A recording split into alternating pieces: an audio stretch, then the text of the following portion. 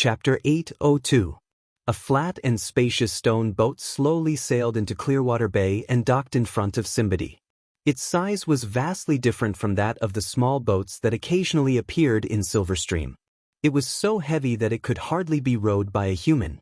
Two metal cylinders stood at the top of the boat, from which white smoke billowed out. The sides of the boat were painted an eye-catching orange-red color. Together with the flat gray deck, it looked like a red trout with its belly turned upside down. Simbadi, like most of his compatriots, had never been out of the desert and rarely seen the sea. Therefore, when he saw such a boat that was obviously not made of wood, he could not help but exclaim in surprise. There was a sudden commotion in the crowd. Crack! The OSHA watchman immediately cracked his whip on their heads. Shut your mouths. Now line up and get on the boat. Hurry up. Simbadi felt the crowd begin to move. People kept pushing and shoving him from behind. He could not stop even if he wanted to. Caught in the middle of the group boarding the ship, he suddenly felt a trace of fear in his heart. Perhaps he should not have left Silverstream Oasis and come to this strange land. Although there was a water source here that would never be cut off, the three gods could not see such a distant place. If this boat carried them to the Styx abyss, the gods would not hear their cries for help. Hold on tight. Watch your step. Don't miss anything. Molly's voice instantly brought him back to reality. A small hand clasped his hand and guided him to the gangplank. From time to time, people around him were pushed into the water, making splashing sounds. Although there were people at the dock who would quickly pull them ashore, falling into the river in this weather basically meant that they were disqualified. Those who fell into the water begged to get on the boat again, but they were answered by the whip. Simbadi and Molly stuck close to each other and followed the crowd to board the stone boat. The moment he stepped on the deck, the expected shaking did not happen. The boat under him did not move at all, as if he were walking on the ground. When the gangplank was removed, Thurum, the big shot of OSHA clan, appeared on the platform in the center of the boat, attracting everyone's attention. Do you remember what I said before? What the great chieftain valued the most was order and discipline. Look at your people who fell into the water. Everyone could have boarded the ship smoothly and got a job. They could have had plenty of food during the months of demons. But now they have to wait for their next job with an empty stomach. And all of this was caused by your foolishness. They just fell into the water. You can wait for them to change their clothes. A Sand Nation was pressed to the ground by two guards before he could finish his sentence. He was then dragged to the side of the boat and thrown into the water. Discipline is everything. There is no collective that accommodates individuals, only individuals that obey the collective. Thurum said sternly. What's different from the clan competition in the past is that those who were eliminated previously were your potential enemies. But now, those who will be eliminated will be your relatives. Remember this well, this is the first lesson I'm giving you. He paused for a moment. Of course, those who lost their jobs today will only starve for a while. In the future, if there are any Sand Nation or tribes who don't obey the rules, they will be driven out of this evergreen land. As his voice trailed off, a deep roar came out of the metal cylinder and rolled over the port of Clearwater. The huge iron wheels on both sides of the ship began to rotate slowly. The stone ship trembled violently and slowly left the shore, heading for the estuary of the river. Thank you. If it weren't for you. Simbadi looked at Molly. Molly smiled and her eyes curved into slits. Don't mind me. I just happened to be in front of you. Really? He lowered his head, feeling a little embarrassed. Molly and he were both members of the Fishbone clan, so they occasionally talked to each other. Simbadi had always liked this girl with long black braids and light brown eyes. However, it was said that she already had a sweetheart, so he did not show his affection to her. After a moment of silence, he looked at Molly, who was lying on the side of the ship and looking at the scenery on both sides of the river curiously. He could not help asking, "Aren't you worried about the place we're going to?" She turned around. The Blackwater Valley? Yes, I heard from other clans that it's close to the Choke Swamp and the Rotten Wasteland. It's a place cursed by the three gods. Once you stray into it, you won't be able to come back alive. Have they applied to board the ship? This. Molly couldn't help but laugh out loud. Those people just hope that the fewer people who get this job, the better. That way, their clans can get more pay. You heard Lady Drow Silvermoon say that as long as we do things according to the chief's instructions, not only will our families not have to worry about food and clothing, but the clan will also get resources. She exhaled a white breath. Besides, do we have any other choice? Her last words made somebody shut his mouth. Indeed, most of the clans who were willing to follow Osha to the southern region of Grey Castle were small tribes in the Silver Stream Oasis, and the Fishbone clan was one of them. The oasis they occupied was gradually being swallowed by the desert, and the increasingly dried-up Silver Stream tributary could no longer guarantee the survival of the clan. If they wanted to survive, they had to either join other large clans or venture to the southern region. On the bright side, at least the chief fulfilled his first promise. Now we don't have to worry about starving to death in the desert, right? Somebody could not refute this. According to Lady Silvermoon, even those who did not get the job at sea could get the most basic rations. As long as they took on the menial tasks of rebuilding the southern region, they would not starve to death. Besides, the people of Osha will also go to the Blackwater Valley with us, so you don't have to worry too much. Molly smiled and pointed to the ruins of the port in the distance. Look over there. The land that our clan got should be near that black tower, right? It'd be great if we could live here forever. Somebody looked in the direction she was pointing. The entire port of Clearwater seemed to have been divided into two halves. One half was burned ruins, with dilapidated houses and charred wooden frames everywhere. The walls and courtyards were crumbling and overgrown with weeds, as if it had been forgotten and deserted. The other half was full of vitality. The Sand Nation's tents were rising and falling, and people were moving around in the camp. Broken houses were being pulled down one by one, and newly peeled wood was being carried into the wasteland. Molly's smile made somebody's heart surge with anticipation. Perhaps when he returned to this place after 3 months of work, there would be brand new wooden houses around the Black Tower. The rebuilding town slowly receded until the ships began to rise and fall with the waves, and the endless skyline became the only scenery. Chapter 803. Is it really okay to do this? Echo looked through the window of the command post at the Sand Nation, who were being whipped and rolling on the ground, with a trace of pity on her face. They've never known what discipline is. Their life has always been one of survival of the fittest. If we want them to be put to use as soon as possible, this is the only way except for war, Iron Axe replied respectfully. You haven't been in the southernmost region for a long time, and the chief is very concerned about you, so you may not know the nature of these small clans. This kind of lesson is not a big deal, and can even be said to be very necessary. Otherwise, they will only think that Osha has no prestige and is weak and easy to bully. At this point, he said with a rare hesitation, I think you may not be used to it because His Majesty is sometimes too kind. I totally agree. Andrea, who was lying by the window, shrugged. There's a saying among the nobles that radishes and sticks are the best way to rule the subjects. And the thicker the radish, the kinder the lord is. What's a radish? Hummingbird asked curiously. It's a kind of food, similar to His Majesty's corn. It's a specialty of the Kingdom of Dawn, Andrea explained. But no matter how sturdy a carrot is, it's still much thinner than a stick. So the implication of this sentence is that the subjects will only learn to cherish the punishment more than the reward. A lord like His Majesty will only be regarded as a wastrel in the City of Glow. This is one of the few things that I agree with you. Ashes twitched her mouth. Maybe His Majesty is very talkative? Hummingbird put her chin on her hand and thought for a while. The words he taught Thurum to say are quite reasonable. The collective strength is always greater than the individual strength. However, even Thurum only forced himself to memorize those words. Iron Axe shook his head with a smile. If you hadn't been to Neverwinter in person, you wouldn't have been able to imagine what kind of incredible new order His Majesty had established. I believe that one day, the whole of Grey Castle will become like Neverwinter, but obviously not now. The whip can make them remember the rules of the southern region better than words. Echo sighed softly and did not say anything more. Lord Commander-in-Chief, A soldier suddenly walked into the command center. There's a commotion in the Rockfall tribe and the Clear Spring tribe. Someone is confronting the garrison army.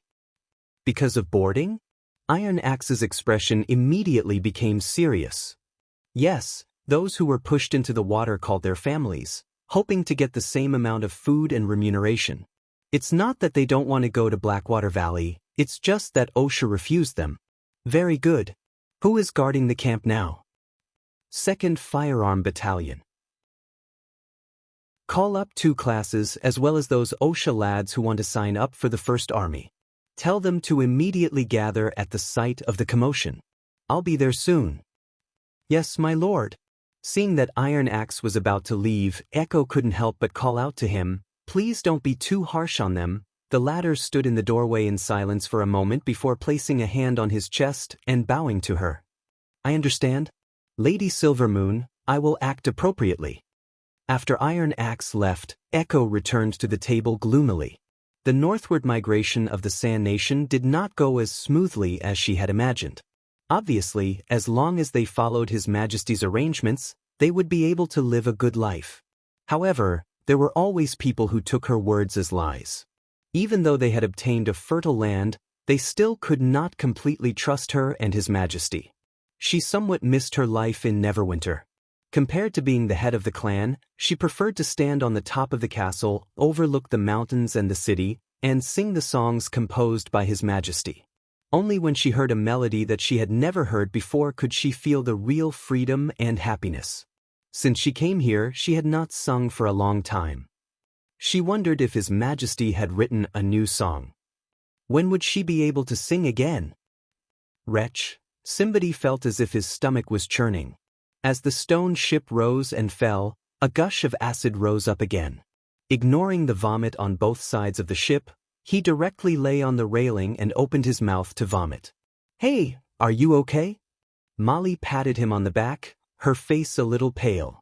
The stone ship, which had been like flat ground in the river bend, became a floating leaf in the sea. Battered by the waves, the ship almost crashed into the beach several times and never stopped swaying sideways.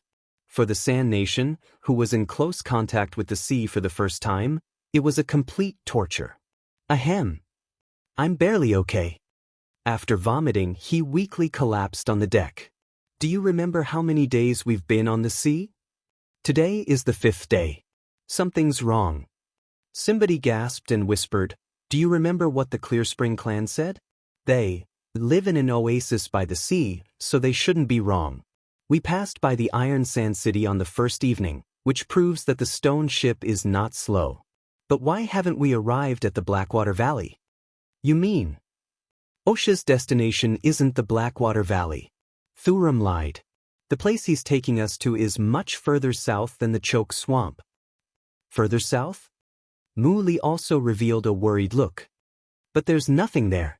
Could they have gotten the wrong way? The ship has been sailing along the coast, so it's unlikely that they got the wrong direction. Simbadi pressed his swollen forehead. If it's further south than the Choke Swamp, then it can only be. Everyone, keep your spirits up. Before he could finish, Thuram suddenly appeared in the middle of the deck and interrupted him. I have good news for you. We're about to arrive at our destination. Pack your bags and get ready to disembark. Remember, if anyone falls into the sea again, no one will come to rescue you. Simbadi propped himself up and looked out of the ship. The shore was still barren, and there was no sign of an oasis. His speculation was confirmed by the billowing water vapor and the billowing smoke column on the sea in the distance. There was only one place that could have such an incredible view. The Endless Cape, the place of exile of the Majins. More and more Sand Nations people noticed the anomaly, and the crowd on the deck became restless. This isn't the Blackwater Valley at all. OSHA lied to us. Why did you bring us to the Endless Cape? Do you want to abandon us here? I want to go back. Please let us go back. All of you, shut up. At this moment, Thuram had no intention of hiding anything. Did I say we were going to the central area of the Blackwater Valley? The tributaries of the valley are all over the south, including the Cape area. Any underground Styx River extends from the valley, isn't it? This is just sophistry. Simbadi thought angrily. If I had said I wanted to work in the land of exile, I'm afraid not many people would have applied. Chapter 804. The new city will be built in this place? Simbadi could hardly believe his ears. The silver stream became thinner and thinner as it went south. When it reached the Blackwater Valley, it was almost completely swallowed by the yellow sand, which was also the origin of the land of exile. How can we survive in this vast desert without water and oases? Thuram's words caused an uproar among the Sand Nation people, and more than one person raised the same question. We can make it ourselves, Thuram replied loudly. But before that, the vanguard has already found a water source. You'll see it when you get off the ship. Instead of subsiding, the uproar became louder. Make it, someone shouted. How? The silver stream is a gift from Mother Earth. How can we make it? 3 gods above, only the messenger of God can turn the desert into an oasis. If we can't do it, can we still go back to the southern region? Yes, you're not going to leave us here and go back alone, are you? Facing the doubts of the crowd, Thuram hesitated for the first time. Simbadi noticed that he secretly glanced at the people of Grey Castle behind him. He gritted his teeth and shouted, "The great chief is omnipotent. If he says he can make it, he can make it. You just have to obey his orders. And Lady Silvermoon has promised that if you can't make it happen, not only will you return to the port of Clearwater in advance, but you'll also get 3 months' pay." Saying this, he patted the whip on his waist. Of course, I won't leave in advance. If anyone wants to be lazy, be prepared to taste the iron whip. So that's how it is. Simbadi realized that Thuram was not the manager of this team. The people of Grey Castle standing behind him were the real masters. During the holy duel, he had heard more than once about the strength of this group of people. Unlike the Queen of Clearwater, they were not inferior to the warriors of the big clans even in a head-on battle. But this was the Endless Cape. Even if they could defeat the watchdogs overnight, they were just an insignificant part of the boundless sea of sand. Both the Northerners and the Great Chief had underestimated the power of the desert. Unfortunately, the people on the ship had no other choice. About an hour later, the stone boat slowly approached the shore. Simbadi dragged his tired body off the boat. Only when his feet landed on the soft sand did he feel relaxed, which he had not felt for a long time. Finally, the world no longer shook incessantly. Look, what's that? Molly pointed to the depths of the land. A sentry tower? He followed her gaze and saw a black iron frame standing in the middle of the yellow sand.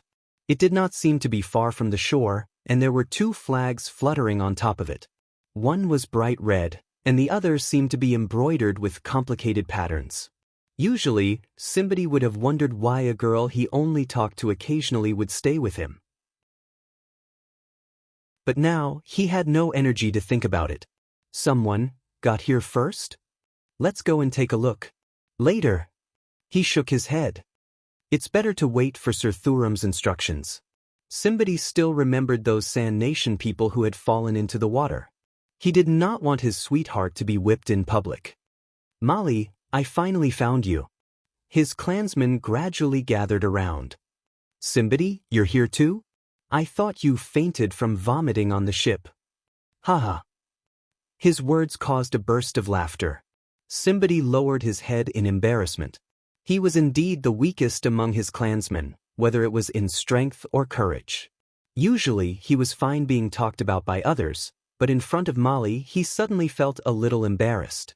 In fact, during the few days at sea, he was even worse than Molly. Look, there's an iron tower.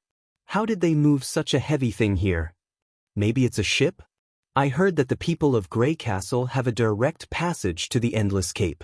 Are we going to camp there tonight? Probably. The Endless Cape is much more dangerous than the Oasis. Someone must stay to guard it at night. There were more than 20 people from the Fishbone clan, which was the smallest group among all the clans, but it could be said that all the young and strong people had come. One of his peers, Carlon, was one of the best. He was tall and handsome. Not only was he good at martial arts, but he was also favored by the clan chief. His words attracted everyone's attention. I once participated in the exile of the Iron Sand City.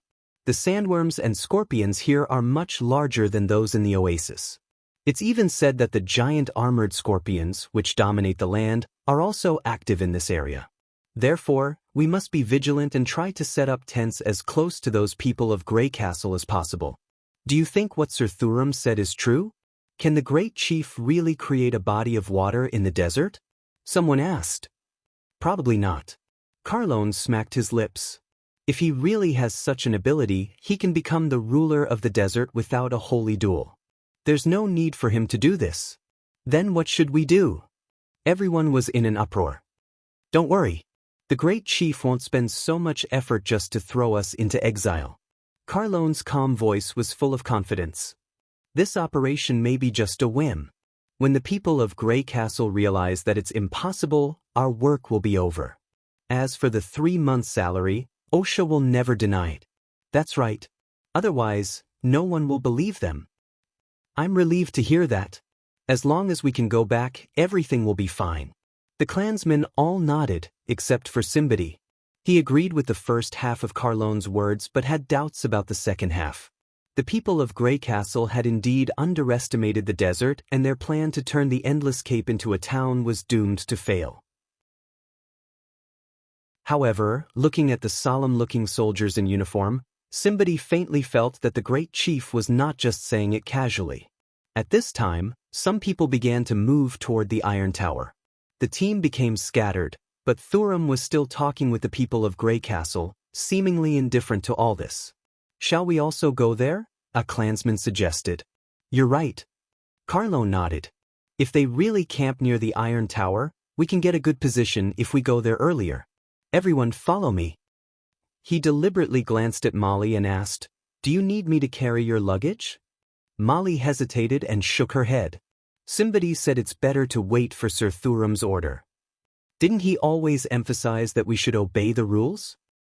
It's not like we're staying on the ship and not getting off. Why does he have to care about this? Simbadi, are you frightened by the Endless Cape?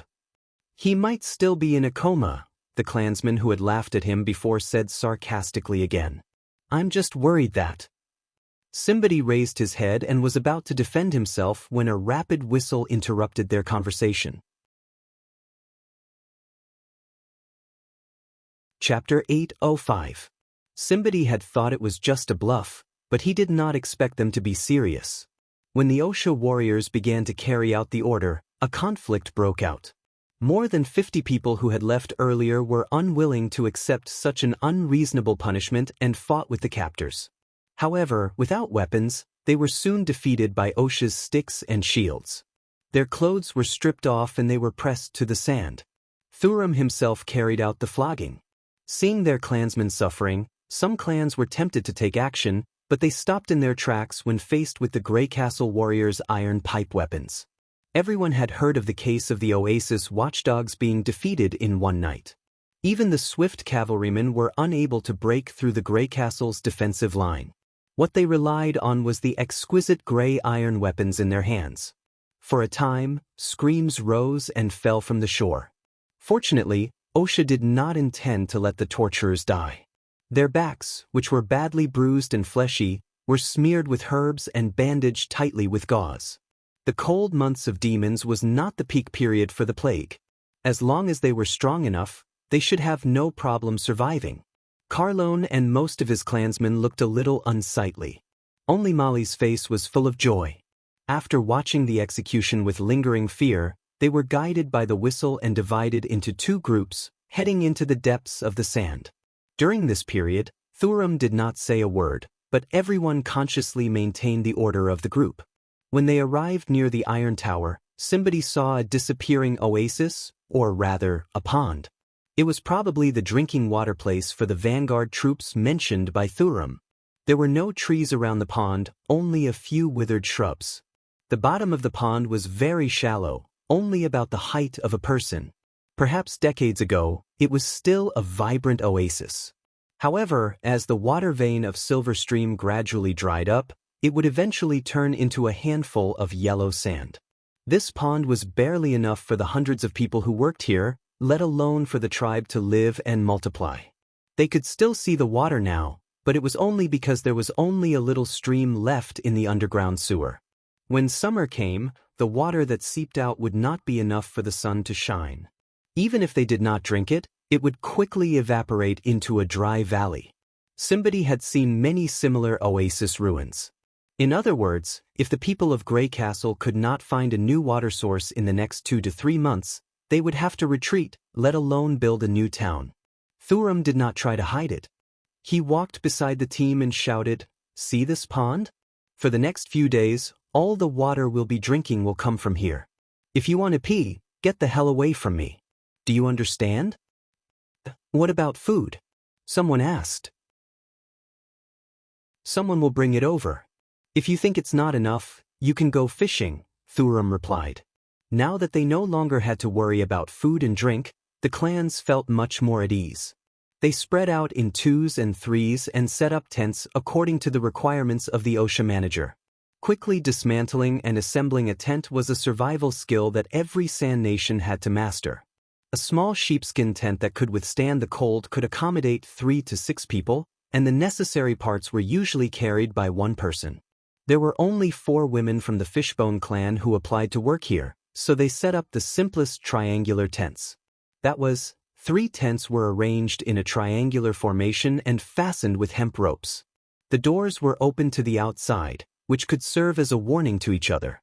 In the afternoon, the whistle sounded again. Thurum gathered everyone and led them to a place near the coast. Somebody was surprised to find that the northerners had searched everywhere. Short wooden poles were everywhere on the flat sandy ground. White ropes were tied to the middle of the poles, which formed a huge rectangular area. Each square was at least 100 paces wide, or even longer, as if marking a territory. The most incredible thing was that these squares seemed to be almost the same size, and each edge was neat and tidy. No one knew how they managed to stay the same within a distance of 100 paces. He roughly counted and found that there were as many as 50 or 60 squares drawn out by the white ropes. The people of Grey Castle, who were gesticulating with strange tools, were still inserting new wooden poles as if they intended to extend them to the end of their site. "You're finally here." A tall man walked up to Thurum. "I'm Kenkurt, a member of the former Mason Guild in King City. You probably haven't heard of me. After all, there aren't many people in Grey Castle who know about the Mason Guild. Fortunately, His Majesty is kind enough to take us in. Otherwise, we wouldn't even know where to live." No, we can talk about this later." He coughed twice and patted the man on the shoulder. "Anyway, I'm in charge of the construction project in Endless Cape. You must be the manager appointed by Miss Echo, right?" "Oh, isn't that the nickname of Lady Drow Silvermoon?" Somebody exclaimed inwardly. This Grey Castle man, who calls himself Kenkurt, has the same status as the chief of the clan? Thurum's smile was a little stiff. Perhaps he was not used to Kenkurt's nagging and etiquette. He took a step back, bowed his head, and said, "You can call me Thurum. As for these brats, just tell me what you need to do. If anyone dares to slack off, I'll punish him severely." Apparently, he had received instructions from the chief of OSHA in advance and was very respectful to Kenkurt. However, somebody knew that it was the warriors of Grey Castle who stared at them that made Thurum behave this way. "Very well." Kenkurt opened his arms and said, "Lads, there are no taverns or women here. I mean women. So, put all your energy into the construction of Newport Bay. The first task for you is very simple, which is to dig holes. Do you see those white boxes? Just dig out the sand and put it aside. As for how deep each hole should be, make sure it's knee-deep." No one responded to his call, and the crowd fell silent for a moment. "Are you all deaf?" Thurum raised his eyebrows and shouted, "Get to work." Although he sounded irritable, there was a hint of complacency in his eyes. "Wait." Kenkurt raised his hand to stop them. "Don't worry. I haven't explained to them why we need to dig these holes." "Sir, you don't have to explain to them." No. I agree with His Majesty's words, which is subjective. Yes, subjective initiative." Kenkurt suddenly clapped his hands. The general idea is that once people know what they're working for, their work efficiency will be greatly improved. So listen, these holes are related to whether we can settle down here in the future. These holes, he paused for a moment, are the key to turning seawater into fresh water. Hearing this, the crowd suddenly became restless. It's very simple. It's no different from boiling water, but only His Majesty could think of this. Let seawater into the holes, use the heat of the sun to heat it up and turn it into water vapor, and then collect it to get clean drinking water. Ken Kurt gestured excitedly. It doesn't matter if you don't understand. Just think of the sea as water mixed with salt, so it's bitter and astringent. As long as the salt is separated, the entire swirling sea can be used by us. Is this possible? Simbadi was stunned. Not to mention whether the second half of Kenkert's conclusion was correct, how could they collect something as illusory as water vapor? Of course, its production is very limited. A square area can only meet the needs of about 10 people, so we need to build a large number of transformation sheds to supply the hundreds of workers stationed here. Ken Kurt clenched his fist and said, "You should feel lucky. His Majesty pays special attention to the construction plan of Endless Cape, and this is the second town named by him after Neverwinter. To celebrate the unification of the southernmost region, His Majesty gave it the name Festive Harbor, and you are not only the builders of the Festive Harbor, but also its first residents." Chapter 806. Lightning returned to the camp tent, took off her goggles and gloves, and put her numb hands above the brazier. A burning sensation and a slight tingling sensation came from his fingertips. Winter had passed for nearly half a month, but the snow did not seem to be getting any weaker. Instead, it was getting heavier and heavier. Every time she came back from an expedition, she could feel the top of her head was wet, and it took a while for the skin on her face to recover. When her hands were a little warm, she moved a stool and sat beside the brazier. Then she took off her wet boots and put her feet above the flames. She could clearly see that the front of her cotton socks was steaming, and her cold toes were getting a little warm. As for the smell, the little girl turned her head away in embarrassment. She had been stuck in her boots for so long that there would be some smell of sweat.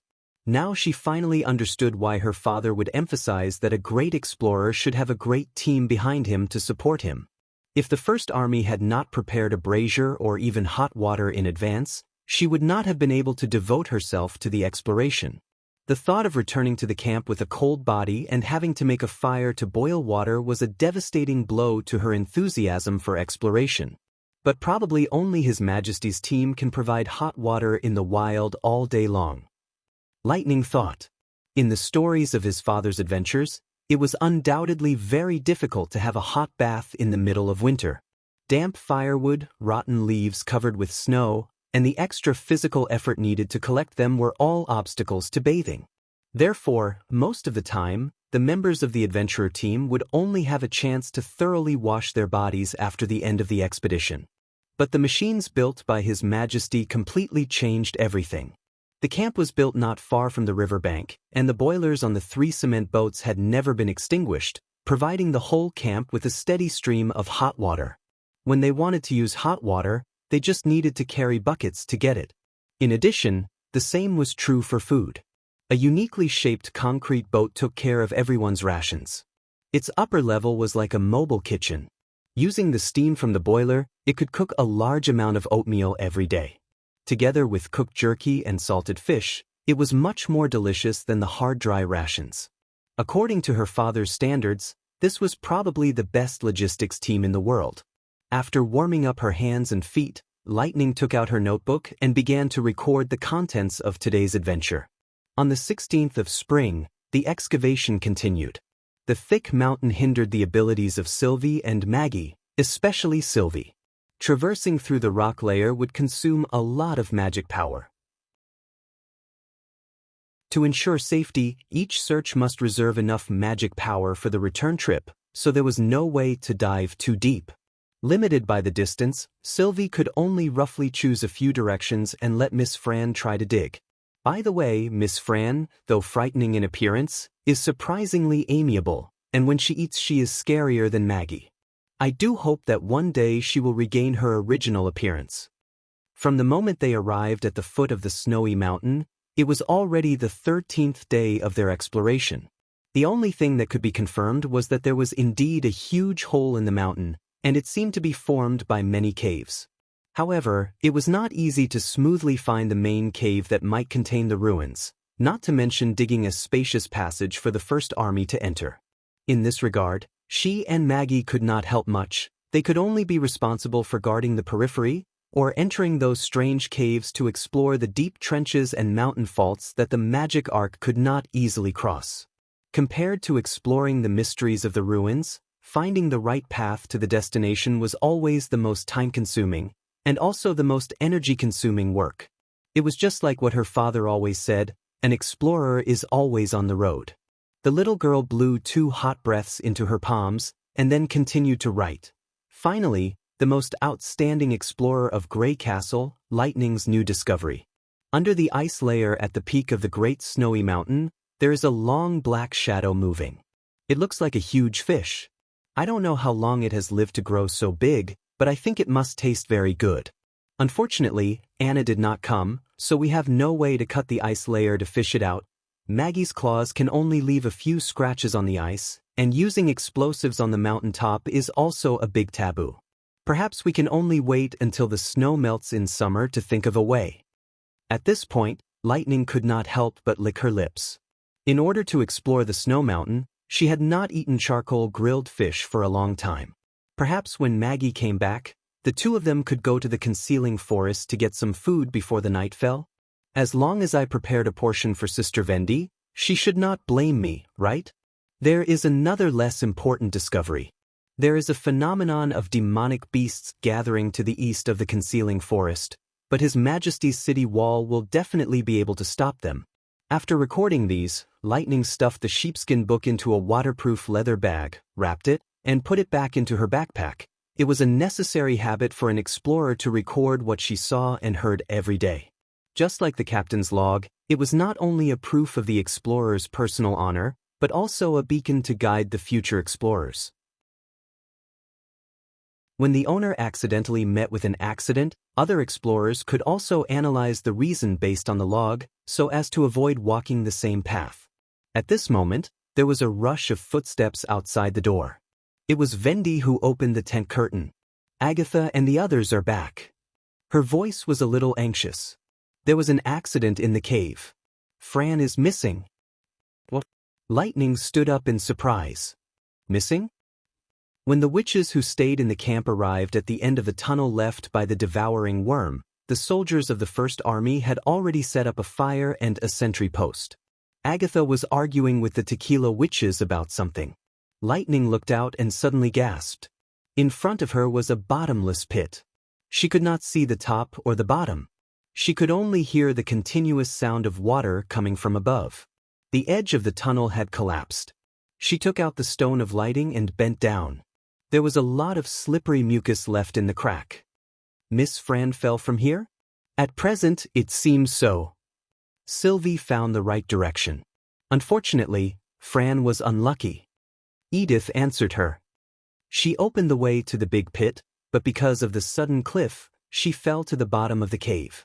Seems. Lightning noticed the wording of the other side. At that time, Sylvie and Maggie were searching on the other side, a place where they could see Fran. According to Sylvie, Fran's magic reaction suddenly disappeared from her sight. Edith shrugged.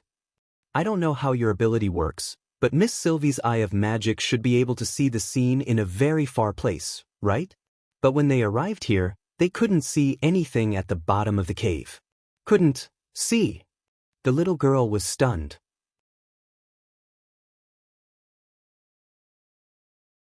Chapter 807. Lightning could not help but fall into silence. She knew that Edith was right. If the pit was really that deep, it was easy to imagine what would happen if they fell into it. If the answer was the latter, and the magic power was interfered with, the situation would be even more complicated. It would be fine if there was a large god stone of retaliation at the bottom of the pit, but if it was a trap set by the enemy, it would be too dangerous for the rescuers. Those strange sickle beasts and the worm carrier that had swallowed the devil's stone tower could all be hiding in the great snow mountain. Without Nightingale and Sylvie's warning and the cover of the First Army, even the gods' punishment witches might not be able to bring Fran back successfully. The little girl took a deep breath. However, exploration itself was full of danger. A qualified explorer should not leave his companions in the lurch. "Let me go down and have a look." She walked up to the two parties and said, "No matter what we do next, we have to find out the situation at the bottom of the cave." "Your ability is?" The blond man turned his head and asked. Lightning remembered that the man's name was Elena. Although he had a male body, his soul was that of an ancient tequila witch. "Flying." She knocked on the goggles on top of her head and said, "In this case, I'll have an advantage over you. It's not a matter of convenience." Agatha frowned and said, "If you can't use your ability at the bottom of the cave, how will you come back?" His Majesty said that this search must not be carried out alone. Both the Witch Union and Tequila must cooperate with the First Army and move forward steadily. "Just hang a rope around my waist," Lightning said. "If it really is a god's stone of retaliation that creates an anti-magic area, then I won't have any major problems. As long as you find the rope hanging on the wall, you can directly pull me up." An explorer not abandoning a companion did not mean that she would act recklessly. When she was a child, she had heard her father talk about many thrilling emergencies. As long as she handled it properly, most accidents could be avoided. Even without magic power, she was still the most outstanding explorer. "Let me go with you," Nightingale interrupted. "There's no up or down in the misty world. I can easily walk on the cliff. Even if an enemy appears, I can cover her as soon as possible." "How is this any different from acting alone?" Vendi shook her head. "If it's a trap, you too won't be able to deal with it. Don't forget that there are powerful enemies like senior demons in this world. We won't leave Fran behind. If you don't want to go, we'll go by ourselves," Elena said in a low voice. "Have you forgotten the importance of obeying orders after 400 years? Agatha's voice also became serious. "In the name of the senior tequila witches, I ask you not to act without permission." Hearing this, all the gods' punishment witches fell silent. Elena bit her lip, took 2 steps back, and saluted with her hand on her chest. "You don't have to quarrel over this," Edith suddenly said.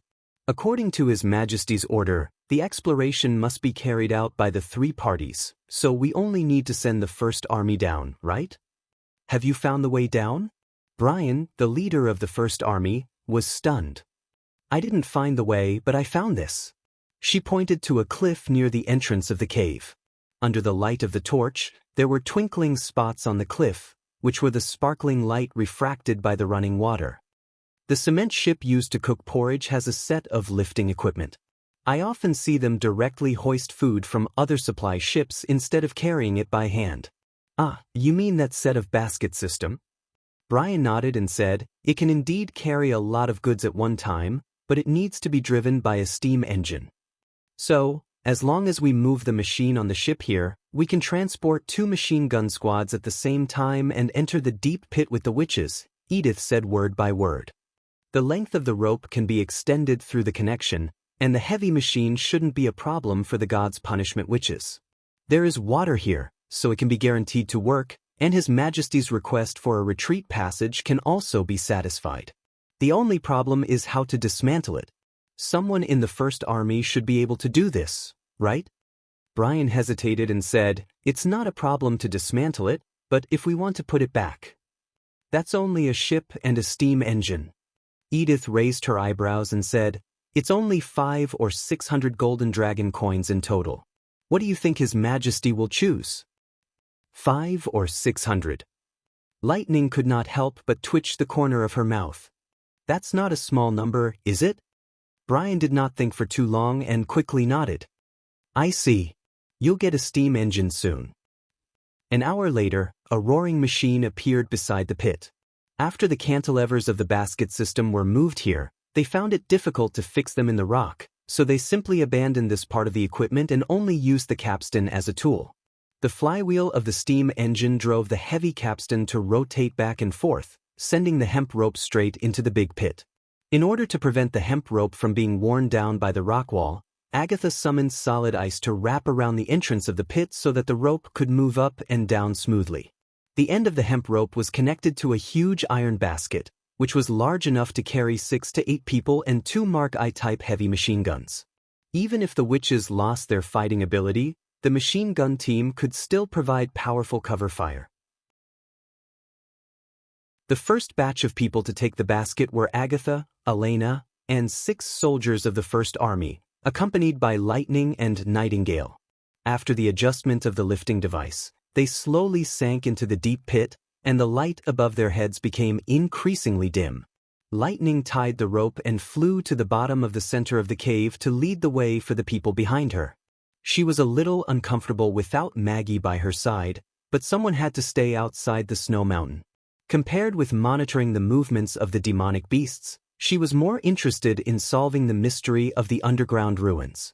Every time they descended more than 10 meters, she would look behind her. The fire at the sentry post was almost covered by the darkness, and the only light was from the 2 stones of lighting in the basket. The soft and stable light reflected a pale golden ribbon, which was the layer of ice left by Agatha on the rock wall. The solid ice filled the rugged rocks, turning it into a flat mirror, which was the only way to ensure the smooth fall of the group. After flying for about 100 meters, Lightning's heart sank little by little. The survival rate of ordinary people falling from this height was very low, and the only thing she could hope for was that the devouring worm carrier was particularly tenacious.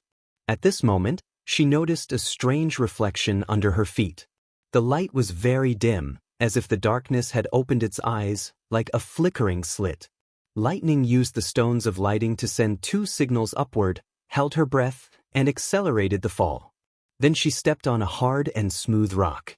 She bent down and gently touched the ground. The surface of the dark rock was smooth like a crystal, and the dark reflection was mixed with a touch of red. She had seen this thing before.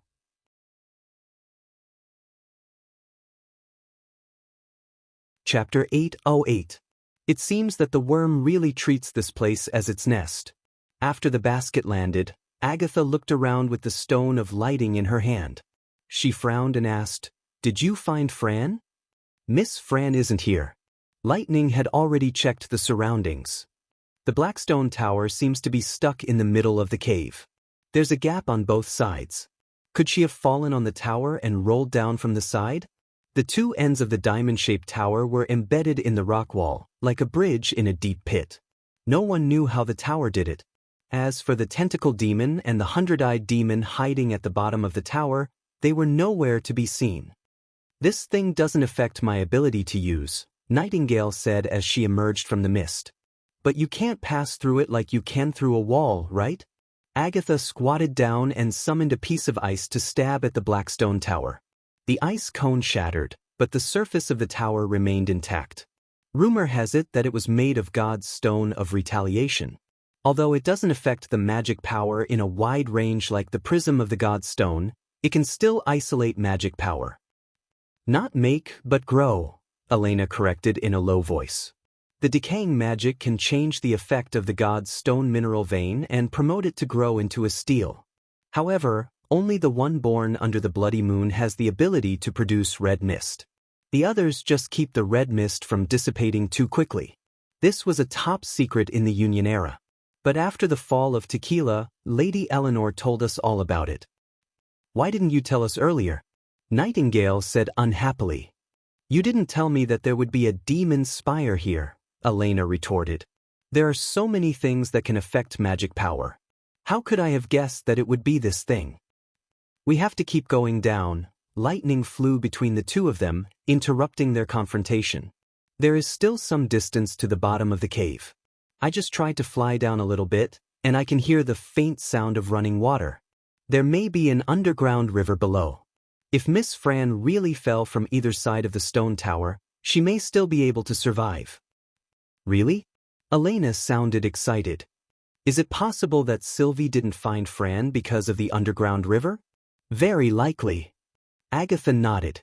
"Most of the Eye of Magic's sight is blocked by this stone tower. That's why she said she couldn't see the ground. If Fran was washed away by the water, she wouldn't be able to see the light of magic. She turned to Lightning and said, "Fly up and tell Vendi about our situation. Ask her to ask Maggie to send some God's punishment witches down. And ask the soldiers of the First Army to set up a sentry post here. Then we'll continue our exploration." "Okay, leave it to me." The little girl nodded. With the help of the magic ark, they quickly gathered enough manpower. During this time, Lightning completed her inspection of the space under the Black Rock Pagoda. Just as she had expected, the vertical wall did not last long before it gradually tilted and the air became more and more humid. After descending 30 to 40 meters, a wide underground river appeared in front of her. The snow water that flowed along the walls of the cave converged into a rapid stream of water, pouring down from the entrance of the cave, forming a waterfall. When the little girl approached it, she could feel the cold air blowing on her face. Due to the abundant water, the bottom of the deep pit was covered with all kinds of moss and mushrooms. Some of the plants even emitted a cold blue light, illuminating the surrounding ground. Even without the use of the stone of lighting, they could vaguely see the outline of the karst cave. Together with the flying fireflies, the whole underground world was like another world. When the witches and the tequila survivors boarded the magic ark and descended to the bottom of the cave, they were all attracted by the scene in front of them. It would be great if these glowing fruits could be planted in Neverwinter. Nightingale sighed. Then everyone would be able to see the road clearly at night. "Shall we take some back and plant them?" Lightning excitedly rubbed her hands together. Discovering and cultivating new species was also one of the things that explorers often did. For example, sugar cane and corn were harvested from other small islands in the fjords by the explorers. Step by step, they cultivated them into what they were today. She wondered if these giant mushrooms and the glowing cattail fruits would be as sweet as the bird beak mushrooms. "Let's finish our business first." Agatha counted the number of people and said, "Maggie, you stay here and help the First Army set up a sentry here. We'll continue to walk along the underground river.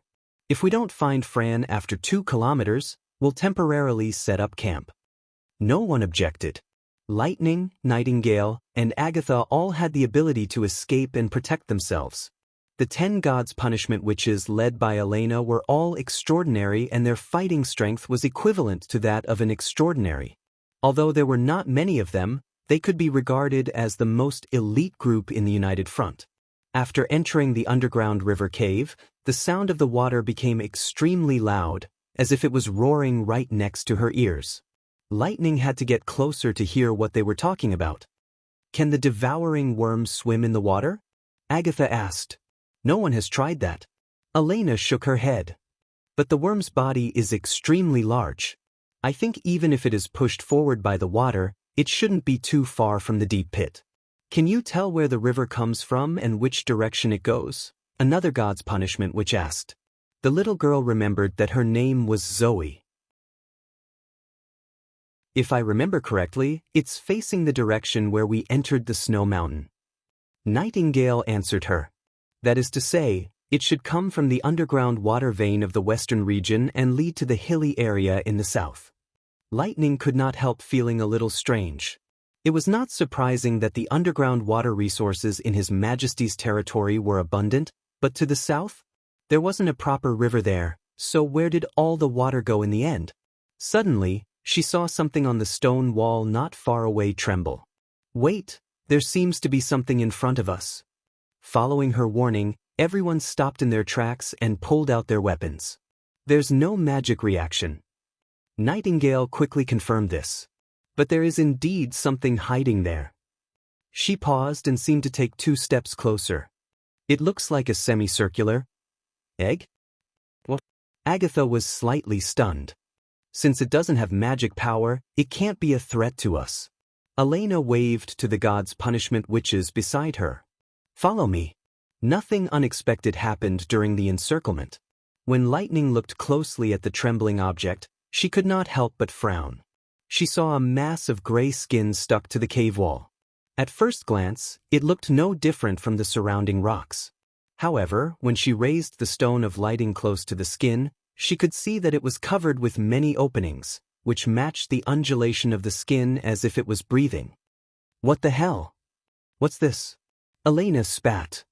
It's disgusting. If it's really an egg, then how big was the mother that laid it? Lightning asked as she measured the surface area of the skin and found that it was about 3 meters long and wide. The swollen part in the center could almost fit an adult cow. No, this shape. Zoe suddenly gasped. She pulled out her long sword, stabbed it into the skin, and then flicked it upward.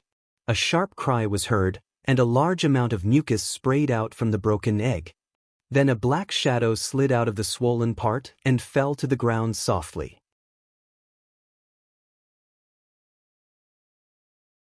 Chapter 809. Almost at the same time, the whole skin also curled up. A reptile crawled out of the stone wall and quickly climbed up to the top of the cave, dragging its mucus-dripping skin bag. But Nightingale moved faster than it. She suddenly appeared from the mist and hung upside down on the ceiling of the cave as if she was walking on flat ground. She stood in front of the reptile. Before her body fell, a silver dagger had already pierced the reptile's head and pinned it to the stone wall. After struggling for a while, the reptile's 6 slender legs all drooped down and it was no longer breathing. At this time, Lightning noticed that the so-called egg was just the reptile's torso. It was just that its head and legs were buried in the stone before, so it was covered by its huge abdomen. The size of the insect was out of proportion. The front half of its body was like an enlarged ant, no more than half a meter long. However, the back half, which was the skin that wrapped around the mad demon, was so big that it could fit 3 large wine barrels. Even though half of the mucus had spilled out and the entire stomach was deflated, the surface area was still shockingly large. The demon was born from this thing's stomach? The little girl asked in surprise. I've never heard of such a thing.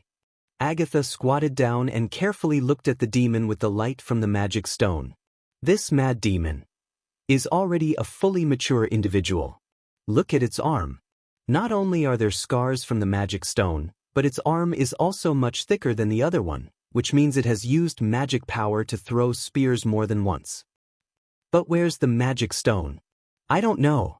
Maybe someone took it away. So it was this reptile? Elena said impatiently. It swallowed the demon and hung it on the wall to digest the food. Then it happened to meet us.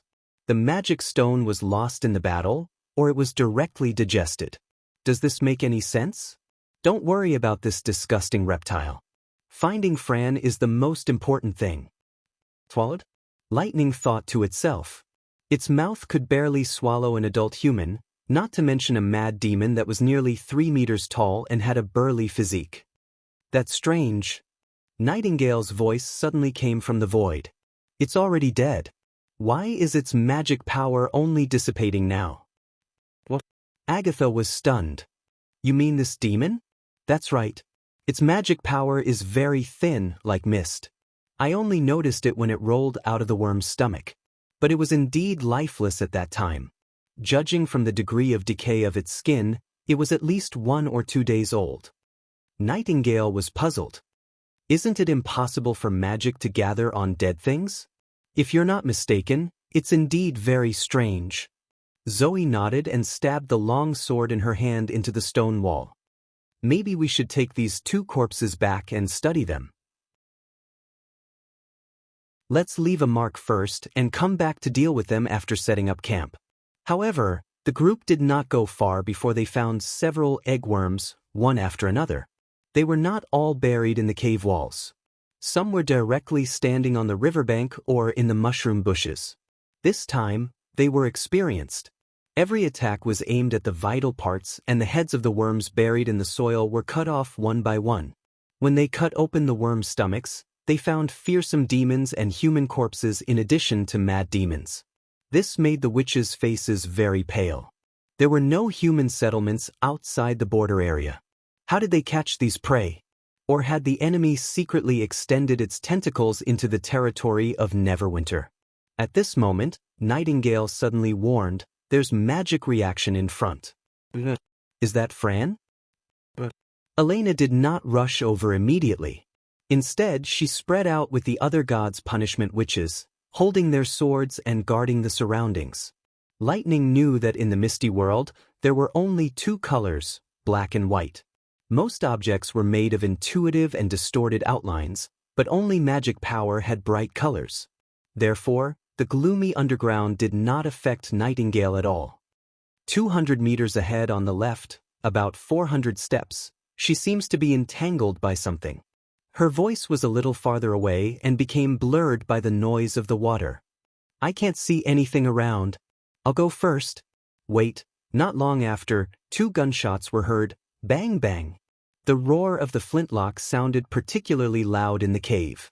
The gods' punishment witches looked at each other and kept advancing in formation. Lightning was 1 step faster. She flew over the crowd and headed straight for the source of the gunshots while holding the revolver in her hand. Fortunately, what she was worried about did not happen. Nightingale quickly raised the stone of lighting to guide them. At the ladder's feet lay 2 monsters with scythe-like front claws. There was a big hole in their heads and blue blood was dripping on the ground. Are these the demonic beasts that can hide themselves? Lightning asked while floating in the air. Yes, but no matter how good their skills are, they can't escape my eyes. Nightingale proudly put the revolver into her belt and patted Fran, who was firmly trapped beside her. Am I right? Fran wriggled a few times and made a few stuttering sounds. It seemed that her mouth was sealed. At this moment, the little girl noticed that both sides of the worm carrier were wrapped with a white gelatinous substance, which firmly fixed it in place. Even its giant mouth was sealed. Apart from that, her strong body was covered with scars. Apparently, she had fallen hard into the deep pit. What surprised her was that there was more than 1 giant worm like Fran. Right beside her, there were 2 other devouring worms lying quietly as if they were asleep. An idea suddenly occurred to Lightning. She jumped down and pushed away the moss on the ground. A mottled stone slab suddenly appeared in front of her. Nightingale whistled. Good, it seems that we found the legendary Snow Mountain ruins, she said excitedly. What the hell happened? The rest of the gods' punishment witches had just arrived. In order not to stray too far from each other, the gods' punishment witches maintained the same speed. Elena was always in the front, which made Lightning's opinion of her change a little. We found Fran and 2 monsters that seemed to want to eat her, Nightingale explained briefly. She's fine. She's just tied up and can't move. This is already part of the underground ruins. The enemy is probably nearby. We should leave here as soon as possible after rescuing her. We'll summon the first army and set up a sentry post first. Elena nodded and pulled out the heavy sword on her back. She quickly cut open the extremely elastic gelatinous substance. When Fran's big mouth was freed, everyone heard her growl. Don't look up. However, when Lightning heard this, she subconsciously raised her head. It was pitch black above her head. At first glance, there was nothing. The pit here expanded upward again, forming a huge space like the dome of a hall. The stone of lighting could only illuminate the ground within an inch of the surrounding area. She could not see anything above her head at all. But the next moment, she felt goosebumps all over her body. A scarlet eye appeared in the darkness, then a second, a third.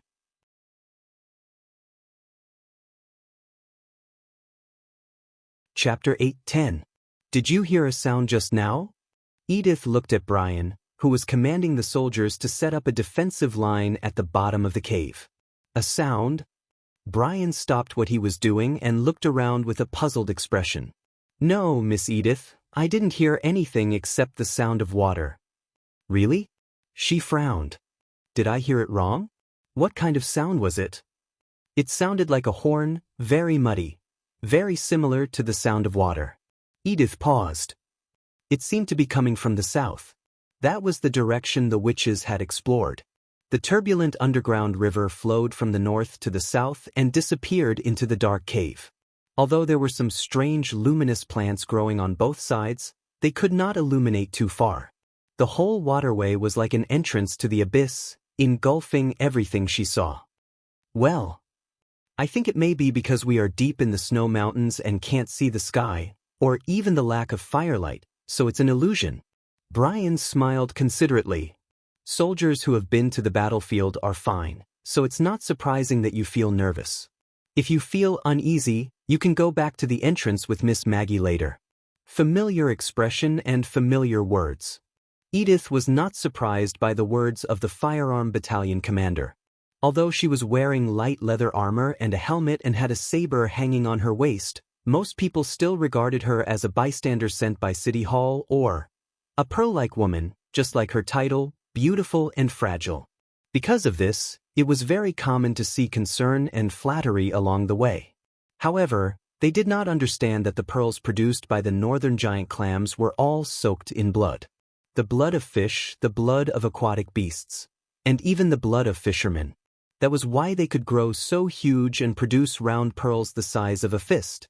Probably only Roland Wimbledon had ignored her appearance from the beginning and even regarded her as an opponent. "Thank you, but I'd better stay here. If I run back alone, won't I be a disgrace to His Majesty's City Hall?" However, Edith didn't reveal what she was thinking. She smiled and declined Brian's suggestion. Her smile stunned Brian a little, and after a while, he looked away in embarrassment. "I don't think His Majesty and Lord Barov will mind." Brian coughed twice. "But I don't understand. Why did you follow the First Army to such a dangerous place?" "That's the only way you'll trust me," Eddie said bluntly. "You should have heard about the Battle of Divine Will," she said frankly. "When a fateful battle comes, His Majesty naturally can't take care of all aspects of the war. He needs many officials to help him command the army, and the army also needs people from City Hall to provide logistics and security. And at that time, will you trust an official who has fought alongside you, or someone who sits in an office and deals with documents all day?" A look of surprise appeared on Brian's face. He stared blankly for a moment before saying, "You really dare to say such things?" Edith, of course, knew what he was referring to. Even a former patrol captain born and raised in this village could understand the meaning of his words. To put it nicely, it was called helping to command, but to put it bluntly, it was called interfering power. If it were any other lord, this would absolutely be intolerable, especially for the group of knight subordinates, who must be personally controlled by him. However, now that the number of people in the First Army had exceeded 5,000, the way the Knight Regiment did was obviously too backward. In fact, the advisor department established by His Majesty was such an organization between the army and City Hall. The ultimate power still belonged to him, and the commanding power below him would only be further expanded. It was because Edith understood Roland Wimbledon's thoughts that she dared to say these words. She didn't intend to join the advisor department, but just wanted to expand her influence as much as possible.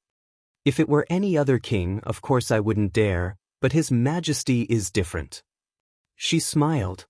"You know, I was the one who proposed that City Hall officials have to go to the front line to be eligible for promotion. Since I said so in front of everyone, I have to set an example."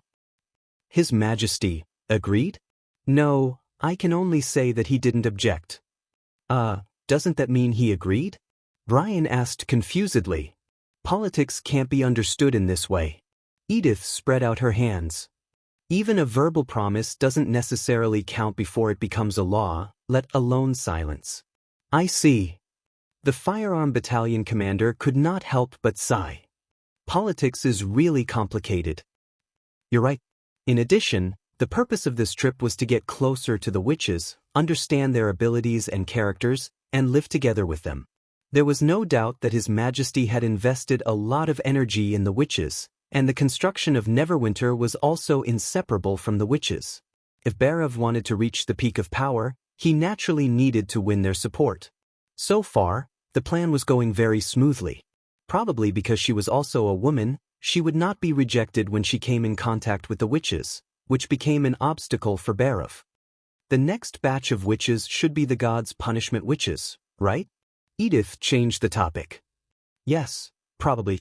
Miss Maggie can only transport 5 or 6 people at a time, so it'll take at least a dozen trips to set up the outpost." Brian also cooperated and replied, "By the way, where do you think the second machine gun should be placed?" "A relatively high place." "Well, I remember there's a piece of rock behind that seems good." Just as she turned to look at the cave behind her, a luminous plant seemed to distort, as if something had broken the stability of the air, and the scene became blurred. What's that? Before she had time to warn the soldiers of the First Army, the air violently distorted again, and this time the ripple appeared behind the machine gun squad. With a soft swish, a soldier's head rolled down from his neck, his smile still frozen on his face. Enemy attack! Edith shouted. The enemy can't be seen. Almost as soon as her voice died away, 2 more soldiers were pierced in the chest. The moment the blood splashed, the ripple was also dyed red. There's more than one enemy. Her mind raced, and she threw a dagger with one hand straight at the place where the first soldier fell. At the same time, she pulled out her sword and followed. When the dagger was knocked away by the invisible thing, her long sword stabbed into the root of the ripple from another angle. Edith knew that if they kept retreating, they would be surrounded. There was only one campfire here, and it was the only way to discover the enemy's movement. Without the light of the fire, they had no way to resist this almost invisible monster, so they absolutely could not escape easily. While they could roughly determine the enemy's position, attacking was the only chance to win.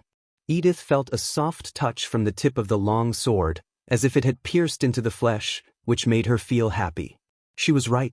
Whether it was a human or a beast, the connection between the weapon and the body was definitely a weakness, such as the hand holding the sword and the end of the claws. Once injured, they would lose the ability to attack for a short time. Just as Edith was about to retreat, a chilly wind swept toward her from the other side, so fast that she even felt a chill on her face. Shit, this guy actually has 2 weapons? Her many years of fighting experience made her subconsciously loosen her right hand that was holding the sword. At the same time, she rolled on the ground. Something seemed to brush past her from the back of her head. Her long hair suddenly scattered, like withered petals blooming, scattering everywhere. She did not have time to get up and directly shouted at Brian, "Quick, shoot me!" For the fastest and error-free novel reading, please visit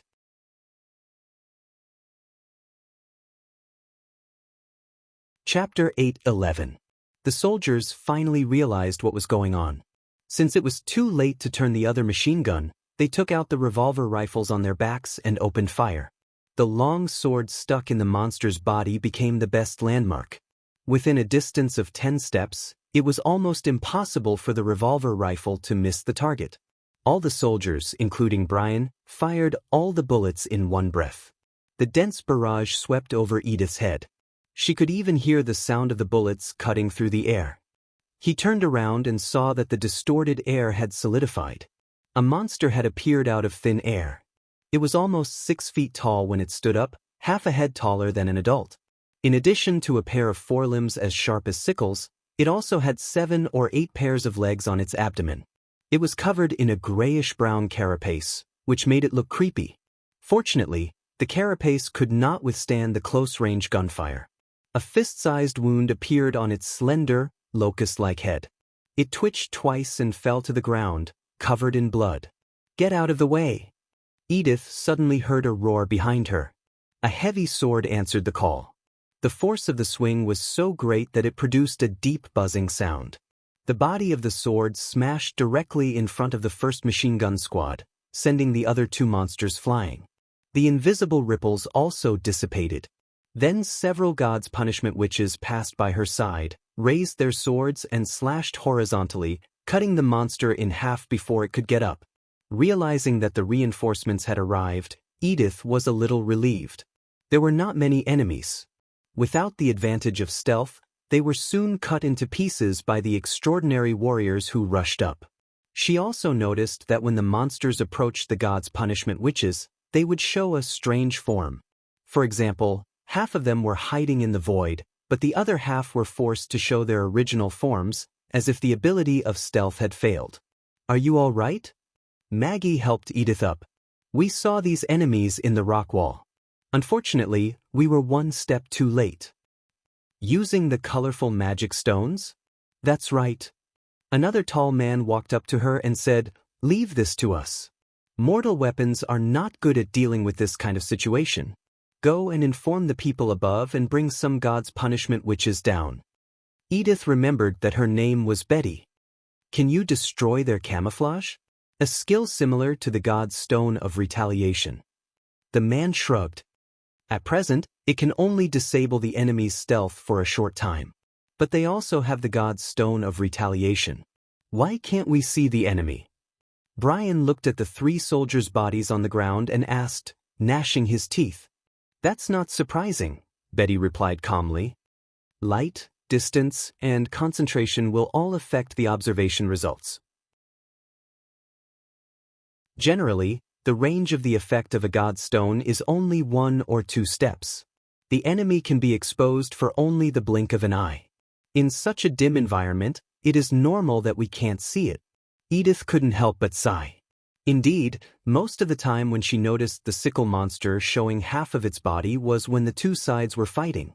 Coupled with the length of the enemy's forelimbs and the advantage of sneak attacks, it was basically too late for ordinary people to realize that something was wrong. To God to say the god had the god and the first. Damn it. Brian waved his fist fiercely. I should have sent down the barbed wire first. Go back. I have a feeling that something might have happened in the cave.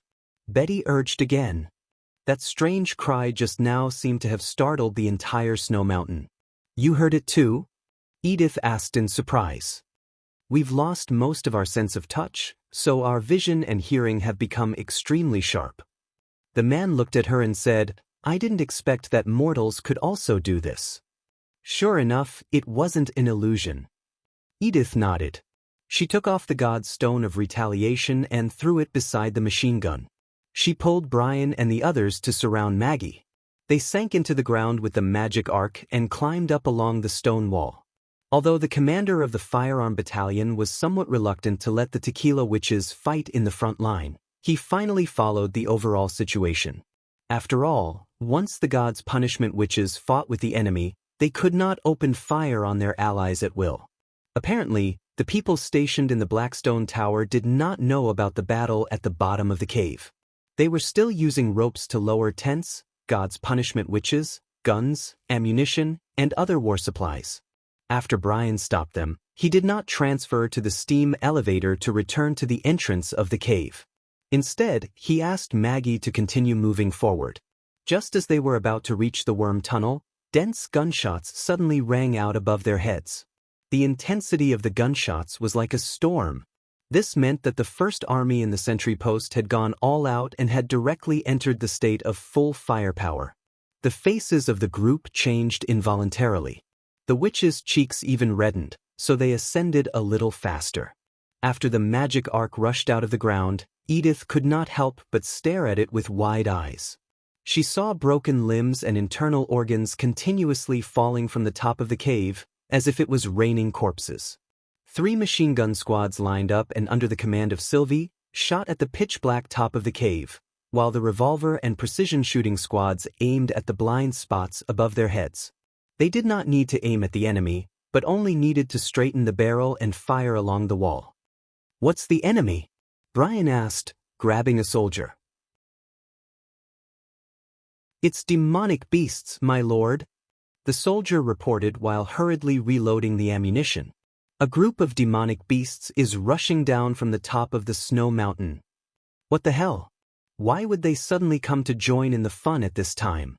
A thought suddenly flashed across Edith's mind. Was the dull buzzing used to summon their kind? She had read in the book written by His Majesty that there existed a kind of strange sound in this world that was difficult for human ears to hear, but extremely clear for some creatures. Some species could even produce this kind of sound to communicate with their own kind. Could it be that they were now facing such a situation? However, there was more surprising news. While Brian was observing the situation of the battle, another soldier ran into the cave. Sir, Miss Maggie found signs of abnormal activity of the demonic beasts in the east of the misty forest. They seem to be approaching the direction of the snow mountain instead of attacking Neverwinter as we expected. What? This? The Flintlock Battalion commander was stunned for a moment. My lord? The soldier asked anxiously, what should we do? How could this be? How could this be? Brian's face was livid as he repeatedly muttered the same words. His forehead was already covered in sweat. This guy is still too inexperienced. Edith frowned. As a commander, she could never show her confusion and helplessness, especially in front of her subordinates. She coughed twice and said, "It's not complicated. First of all, we have to gather the first army stationed outside the snow mountain and concentrate on defending the entrance of the cave. In this way, we can greatly reduce the length of the battle line and only need a few machine guns to stop the attack of demonic beasts." Brian looked at her and it took him a long time to come to his senses. You're right. Secondly, let Miss Maggie immediately contact His Majesty and ask him to send reinforcements just in case. After all, we need ammunition and food supplies from the Redwater River. Once we abandon the camp and defend the passage, we won't be able to fight for a long time. Edith continued quickly and calmly. In addition, demonic beasts can't swim, so don't abandon the cement boats outside. Leave a dozen people to control the demonic beasts and guide the follow-up troops. Miss Sylvie will be responsible for guiding the fire and blocking the demonic beasts at the top of the cave, so it won't be a big problem. As for the distributed god stones, you don't have to wear them for the time being. Bury them around the sentry post to prevent sneak attacks. Finally, don't forget to send tequila witches to the bottom of the cave. Betty is still waiting for our reinforcements. Only when they have enough people can we set off to the south end of the river to find Miss Agatha and the others. Her voice was calm and steady, which gradually calmed the people around her. This step should be done as soon as possible. If I'm not mistaken, the place where the strange sound came from is the key to solving the problem.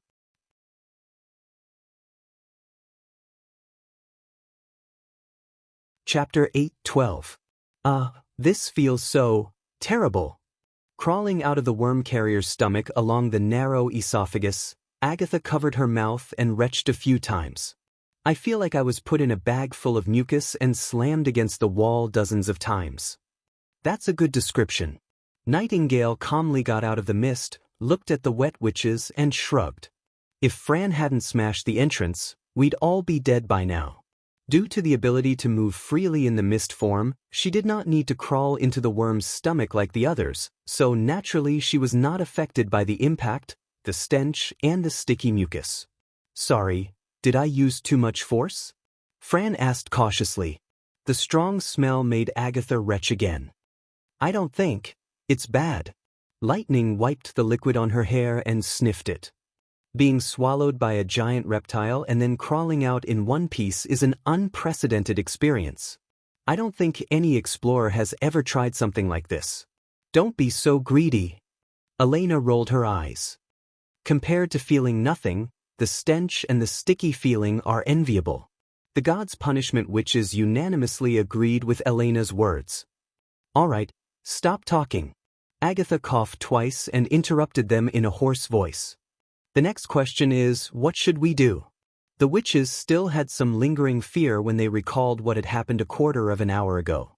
Although Fran had warned them immediately, their bodies were always faster than their minds when it came to controlling their eyes, especially when they heard the strange buzzing sound. More than one of them could not help but raise their head. No one saw the real body of the monster. The only thing they could see were the tens of thousands of scarlet eyes.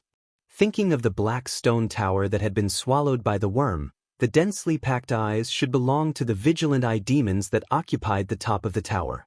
But different from the eye demons, the area covered by the eyes was much wider, as if a body full of strange eyes had been flattened. After the buzzing sound, numerous hybrid demonic beasts emerged from the depths of the ruins and swarmed toward them. According to Nightingale, the cave suddenly lit up with countless magical lights. They seemed to appear out of thin air. They came from the walls, the flowing water, the dark corners of the dome, the bodies of the monsters. They were everywhere. The surging spiritual light converged into streams, and the noisy and ear-piercing roars suppressed the rumbling sound of water splashing. The entire snow mountain seemed to have been awakened from a dream, and it launched an attack on the intruder without permission. At this critical moment, Fran made a crucial decision. She swallowed everyone except Nightingale into her stomach, then turned around and drilled into the cave wall. When her whole body was submerged in the mountain rocks, the demonic beast rushed over and started to bite her tail. Even with Nightingale's protection, it was impossible to drive away so many enemies. Fran endured the sharp pain and continued to drill for more than 10 meters before she rolled her huge body and crushed all the demonic beasts following her into meat pies. Then she arched her tail and whipped the top of the cave hard, causing the rocks above to collapse and seal the cave entrance. Only then did she get rid of the enemies. As for the witches hiding in her stomach, they had an unforgettable 15 minutes. Just the shock caused by rolling on the ground and whipping the stone wall was enough to make them throw up. Moreover, the storage cavity of the worm carrier was not far away from the digestive cavity, so the smell of vomiting was almost suffocating. Fortunately, everyone was safe and sound in the end. First of all, we have to figure out what happened. Elena looked at Fran and asked, "How did you get trapped here?" "It's probably because of the erosion of the flowing water. The moment I broke through the tunnel, the rock stratum beneath me suddenly collapsed. I didn't even have time to react before I fell into the air. I don't know what hit me, but I lost consciousness. When I woke up, I found myself being carried by a dozen invisible worms and thrown into this place." "I see. They used you as an empty carrier." Elena raised her eyebrows and said, "You're lucky." "I should be glad that I didn't eat you on the spot," Fran muttered. "But when I was about to sneak away, I accidentally glanced at the top of the cave." "Was it really the vigilant magic eye?" Agatha asked in a low voice. "I don't know. The moment I saw it, it also saw me. But that monster was much bigger than the magic eye." The worms sighed, and a gust of fishy wind suddenly rushed over them. Sorry. Elena and the others can't smell it, and I usually don't pay attention to it." "Ahem, it doesn't matter." The ice which held her breath for a while. "Have you seen its full appearance? After I was tied up, it fell for a while and soaked in the lake of this cave." Fran paused for a moment, as if she was thinking about how to describe it. "I don't know how to describe its appearance. The monster looked like a pile of compressed internal organs with a layer of the eye demon's body on top. The two parts didn't merge into one, as if they were forcibly pieced together. I also saw many tentacles wriggling between the two parts. I don't know whether they were living worms or part of the monster's body, but its internal organs were much bigger than the eye demon's. Even the fearful beast of hell can't compare to it." "Is it absorbing demons?" Nightingale frowned and said, "It can't be regarded as a simple hybrid demonic beast, can it? Let's put aside what it is for now. We have to find a way to get out of here." Elena patted Fran's huge mouth and said, "Next time when you encounter this kind of situation, remember to shout, 'Attention,' first before talking about the content. Understand?" "Well," Fran replied in frustration. "Can you still move?" "No." Fran shook her head and said, "I need food to continue to operate this carrier. I've consumed all the food in my stomach during the time we were trapped here." "Can we put our food together?" Lightning asked. "I don't think it's enough for her to go more than 100 steps." Elena took a deep breath and said, "Now we can only wait for reinforcements or take the risk to break out." "Waiting here is also a risk," Agatha said calmly. "The space here is too small. We'll suffocate to death in less than a day. Even if Sylvie can locate us, the army has to defeat those demonic beasts first to save us." She paused and said, "And don't forget that the enemy also has the devouring worm carrier. But if we rush out now, we'll probably be swallowed by the demonic beasts." The gods' punishment witches hesitated and said, "And what about Fran? She can't leave with us. If she stays here and is discovered by the enemy, she won't even have a chance to fight back. Anyway, let me go out and check the situation first." Nightingale turned around and seemed unwilling to participate in this dilemma. "If you can leave, don't worry about me," Fran suddenly said. "Tequila witches are never afraid of sacrifice.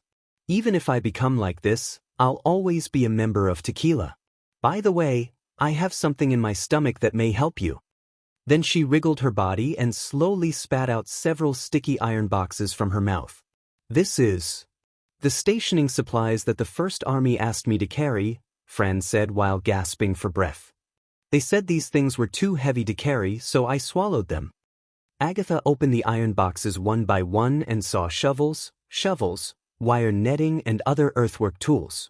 When she opened the last box, she could not help but be stunned. This iron box was not big, but it was extraordinarily heavy. In addition to being stuffed with shockproof straw, there were also more than 10 neatly stacked wooden boxes. The boxes were labeled with the words, "Second chemical plant, the 64th batch of products, qualified." If she remembered correctly, most of the decomposed nitrogen was sent to this plant.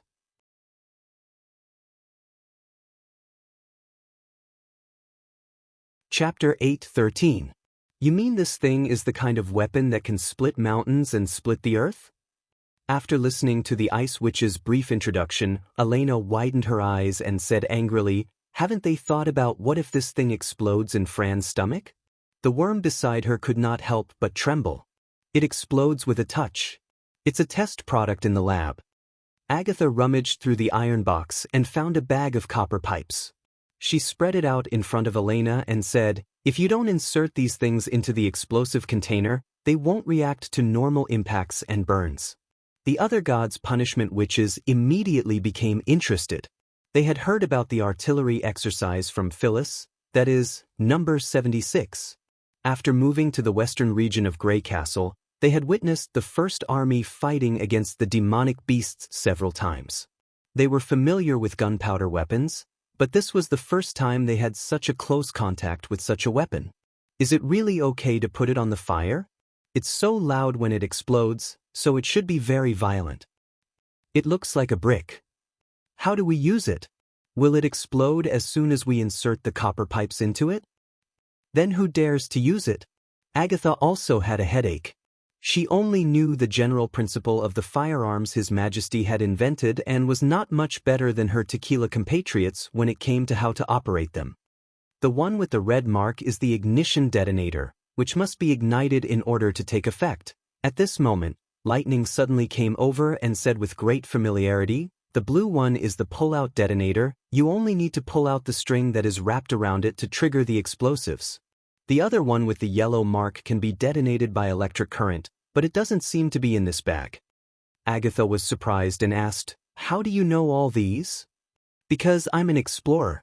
The little girl touched her nose and said, "When the First Army trains and tests new weapons, I usually go to the scene to observe. So should we bury these things at the entrance of the cave and blow up an escape route, or should we carry Fran and retreat while throwing the explosives behind us?" Elena pondered and said, "If it can block the enemy's pursuit for us, 10 gods' punishment witches should be able to carry Fran. It's okay to leave me here, say no more. Although we're not afraid of sacrifice, we won't abandon our companions. Don't forget what Lady Eleanor said. Every witch is equally important." The rest of the survivors nodded. "I'm afraid that neither of these methods will work," Lightning muttered. "If we put it at the entrance of a cave, in such a narrow space, even if we ignite a bag of explosives, it will be enough to tear us to pieces. But if we put it in an empty cave, its power will be much less." The little girl glanced at the shovels on the ground and said, "These are probably tools used by the First Army to blow up caves or block passages. They're not real weapons. If they only rely on flames and airflow, they can probably kill demonic beasts within 10 steps." Everyone could not help but fall silent. If they were dealing with ordinary beasts, just the sound of the explosion would be enough to scare them away. However, the group of demonic beasts was obviously summoned by the dome monster. If they did not kill them all, they would not easily retreat. "Maybe there's another way," Nightingale suddenly said, "and that is to kill the enemy's leader." "You mean the monster hanging on the top of the cave?" Elena frowned. "We can't fly. Even if we can fly, it's too dangerous." Before Lightning could answer, Agatha had already said, "This is not a defensive battle on the city wall, where there will be backup at any time. It's not unusual for hybrid demonic beasts to have flying species. If Lightning carries a heavy load, her speed and height will be seriously reduced. Once she's surrounded by the enemy, she probably won't even have a chance to rush to the monster." "I don't intend to let Lightning go," Nightingale said word by word. I'll personally put this bag of explosives into the monster's mouth, if it has a mouth. Agatha was stunned. Are you kidding me? You should know that the ability of mist is useless in front of the magic eye. As long as you can see it, it will definitely be able to see you. It can see me, but it doesn't mean that those demonic beasts can. Even if it orders those demonic beasts to block me, I'm confident that I can break out of the encirclement. She paused. Don't forget, the ability of mist is not only used for hiding. But, when Agatha wanted to say something more, there was a sudden noise of cracking in the rock stratum. It sounded like countless cicadas were gnawing leaves, or the sound of gravel grinding each other. Everyone's expression changed involuntarily. This sound was not unfamiliar to them. Damn it, they really used the devouring worm. Elena's face was as gloomy as water. The enemy is coming. Get ready to fight. A worm carrier was not difficult to deal with, but once its hiding place was discovered, there would be countless demonic beasts pouring in through the worm's abdomen like a tide. Don't worry, no one is more suitable than me for this kind of thing. Before I joined the Witch Cooperation Association, my nickname had spread throughout the entire central region of the kingdom, Nightingale said as she put the 4 bags of explosives into her backpack and firmly tied them to her back. At that time, they all called me the Assassin of the Shadow. Wait. Don't worry, I'll get rid of that ugly guy before the worm breaks through here. Before Agatha could stop her, she had already disappeared without a trace. The last thing she saw was the other person counting his thumbs. In the black and white world, there was no such thing as up or down. As long as Nightingale wanted, she could turn any direction into a flat land. It felt like everything in the world was revolving around her. After passing through the collapsed rubble, she directly jumped over the rock wall and ran toward the cave dome. At this moment, the scene in her field of vision suddenly turned 90 degrees. The monster that was hanging above her head became the target in front of her. The surging underground river was like a ribbon embedded in the mountain wall, and the wide underground lake also rose like a huge window. She saw the monster, or the monster saw her. Nightingale did not avoid her eyes. She stared at the star-like eyes and accelerated. The light emitted by the huge magic cyclone was like a crimson moon, overshadowing the dense spiritual light in the surroundings. This is definitely not a hybrid demonic beast, she thought. In the face of this vast magic power, even Anna could not compare to it.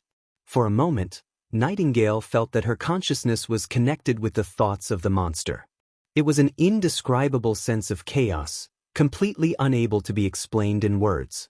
But there was no doubt that whether it was the monster or herself, they both showed naked killing intent to each other. Her lips parted in a grin. The monster also raised its tentacles.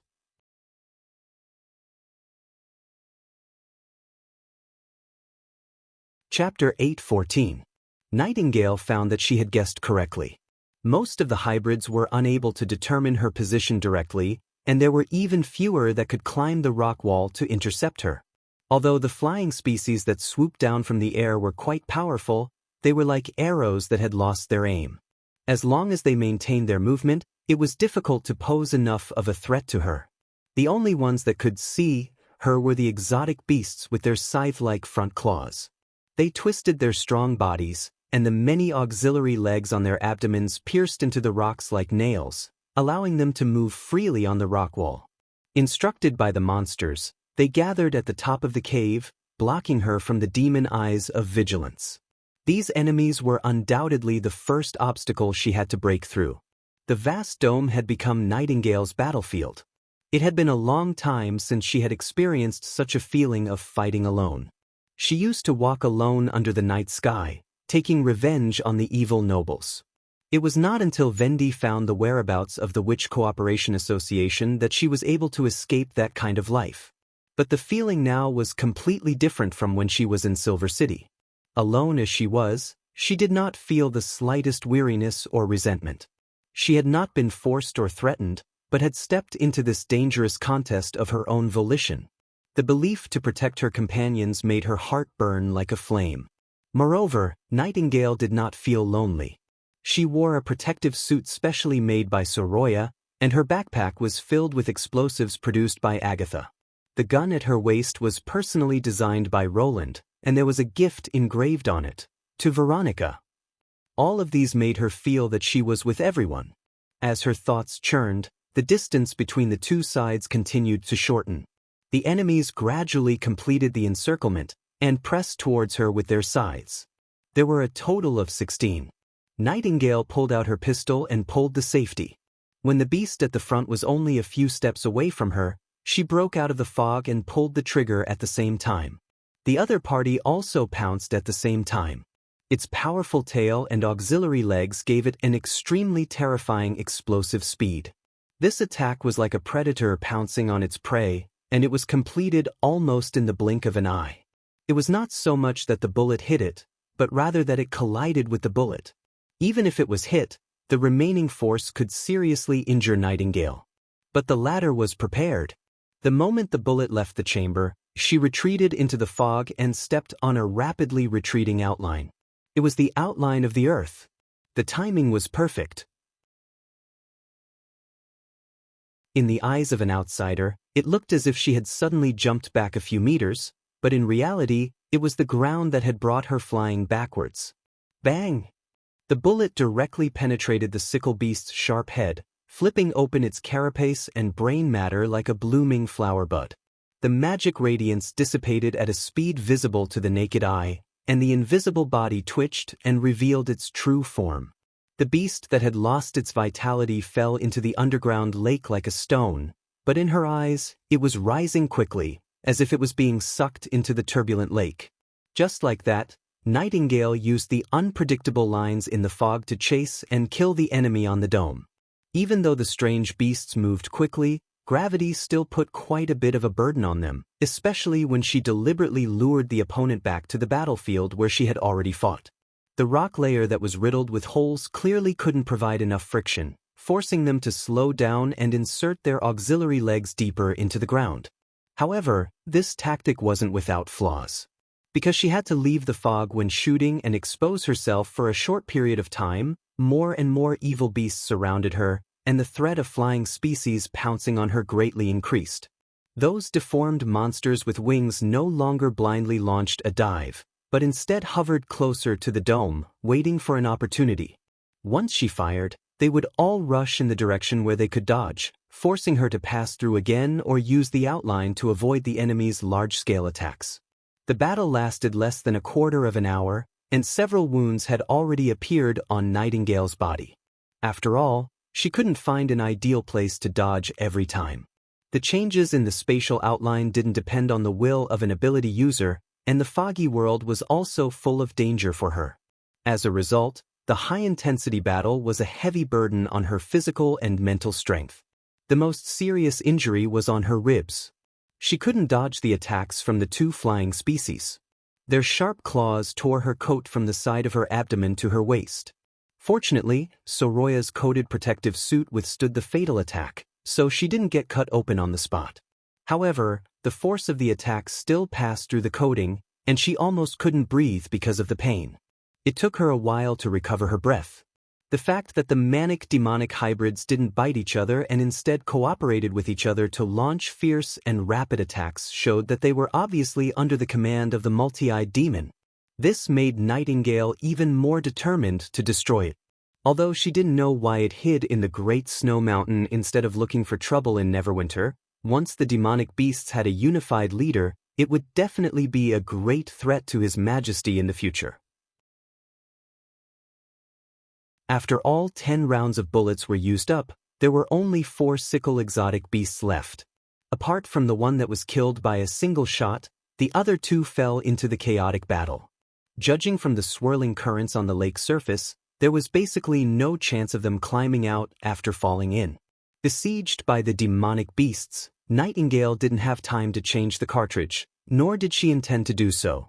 She put the pistol back to her waist, and when a wave of demonic hybrids swarmed toward her, she jumped behind an invisible beast and reached out to pull it into the mist world. When the scene in her field of vision suddenly became black and white, the enemy was obviously a little stunned. Magic power spread from Nightingale's fingertips, dragging a series of enemies that bumped into her into the mist. As the number of demonic beasts increased, her magic power consumption instantly exceeded the critical value and began to decrease rapidly. At this moment, among the countless lines that formed the dome, one of them curled up and flew toward her. She had been waiting for this moment. The more creatures she pulled into the mist, the faster her magic power consumption would be, and the more unstable the mist world would become. Those twisted lines could not only help her jump a few meters, but they could also be terrible weapons. As the white line swept across, the enemy's figures suddenly froze in place. It seemed that they had disappeared into thin air for a very short period of time, and a piece of white land instantly appeared above the dome. But when they reappeared, the scene had become very strange. The lower bodies of the demonic beasts were still where they had disappeared, but the upper bodies had moved several meters away, as if a sharp long knife had neatly cut them in half and carried the severed bodies into the air.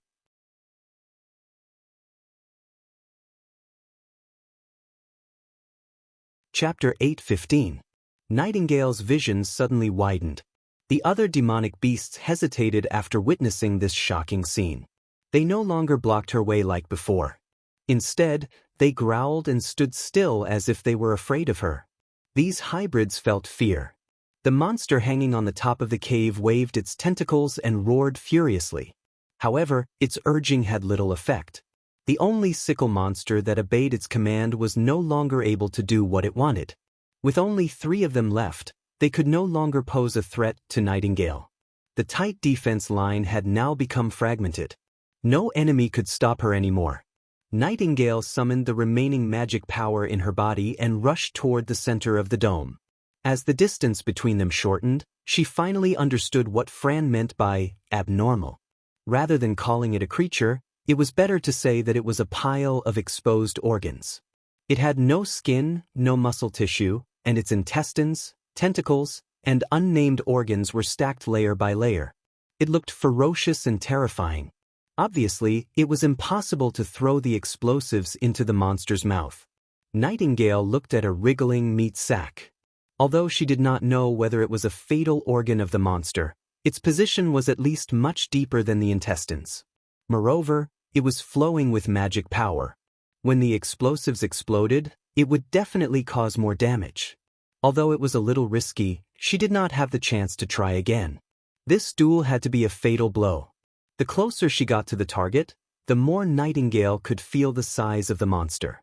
The complicated intestines alone were as thick as a house, and the other organs were piled up like a castle. However, this castle was alive. Seeing that the sickle monsters could not stop her, the monster moved on its own. Countless slender tentacles shot out of its body, trying to stop Nightingale from approaching. Some of the tentacles were like steel whips, and when they fell, they could break rocks into pieces. This kind of attack was not too difficult to deal with. As long as one paid attention to the shape of the tentacles and dodged the breaks that would appear at any time, they could easily penetrate the defense line. The other kind was much more difficult to deal with. A small number of tentacles contained magic power and could exert different abilities. The magic power of different colors was particularly eye-catching in the black and white world. Nightingale did not want to experience the feeling of being hit, so she could only dodge as much as possible by flashing, which was equivalent to increasing the consumption of her magic power. Fortunately, they were not separated by heaven and earth. After a few leaps, she stepped on the strong body of the monster. The monster roared angrily, but because it was afraid of hurting itself, it did not dare to attack wantonly with its tentacles. Nightingale suddenly felt the pressure on her body lightened a lot. She did not hesitate to open her backpack, took out a box of explosives, and rushed straight to the meat sack. The next action was almost in one breath. She pulled out the fuse, stuffed the smoking explosives and the backpack together into the meat sack, and then rotated the misty world, turning the earth into the sky again. Then she suddenly kicked her feet, and her whole body was like an arrow leaving the bow, falling into the turbulent underground lake. The monster also noticed this, but it did not seem to understand why the enemy did not do anything after approaching it by all means and just left. As for the bag in its eyes, it was not a threat at all. For a moment, It even forgot to chase the witch who was quickly escaping, and all its tentacles froze in place. The most dangerous place in the misty world was the midair, where there was no leverage. Once you hit the contours of the winding airflow, you would be torn apart. Therefore, Nightingale stopped her ability and made a goodbye gesture to the monster above her head. For some reason, at this moment, she suddenly thought of Roland. When testing the power of gunpowder, he often turned his back to the testing site, and he even said that a real warrior never looked back to see an explosion. Although this always caused her and Agatha to roll their eyes, he enjoyed it, as if he had completed a ceremony that only he knew. Thinking of this scene, Nightingale could not help but raise the corner of her mouth. But at this moment, she did not want to imitate his appearance. It had nothing to do with whether he was a real warrior or not. She just wanted to see the scene of the monster being blown to pieces. Just when the collision of the lake water and the underground river was clearly heard, the dark top of the cave suddenly lit up with a red light. In the dark underground, this light was not inferior to the dawn. The darkness quickly faded, leaving a long shadow behind everything, and for the first time, the surface of the lake was covered with bright waves. Then there was a shocking roar. In an instant, the whole cave shook. Nightingale clearly saw that under the dazzling fireworks, the monster's body contracted violently, as if it was suffering great pain.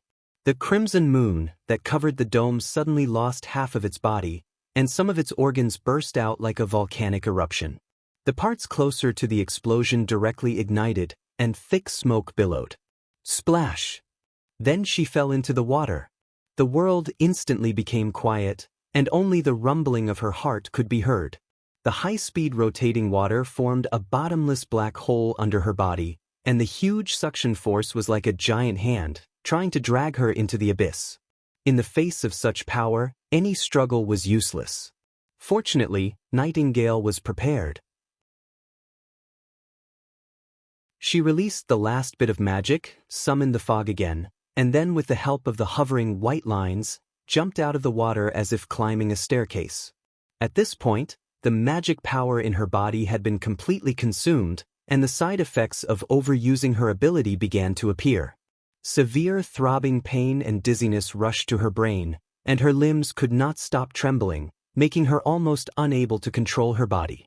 Struggling to climb to the shore, Nightingale did not even have the strength to move. Before her consciousness dissipated, she saw a worm break out of the wall, and then a golden figure rushed toward her. Nightingale, is she okay?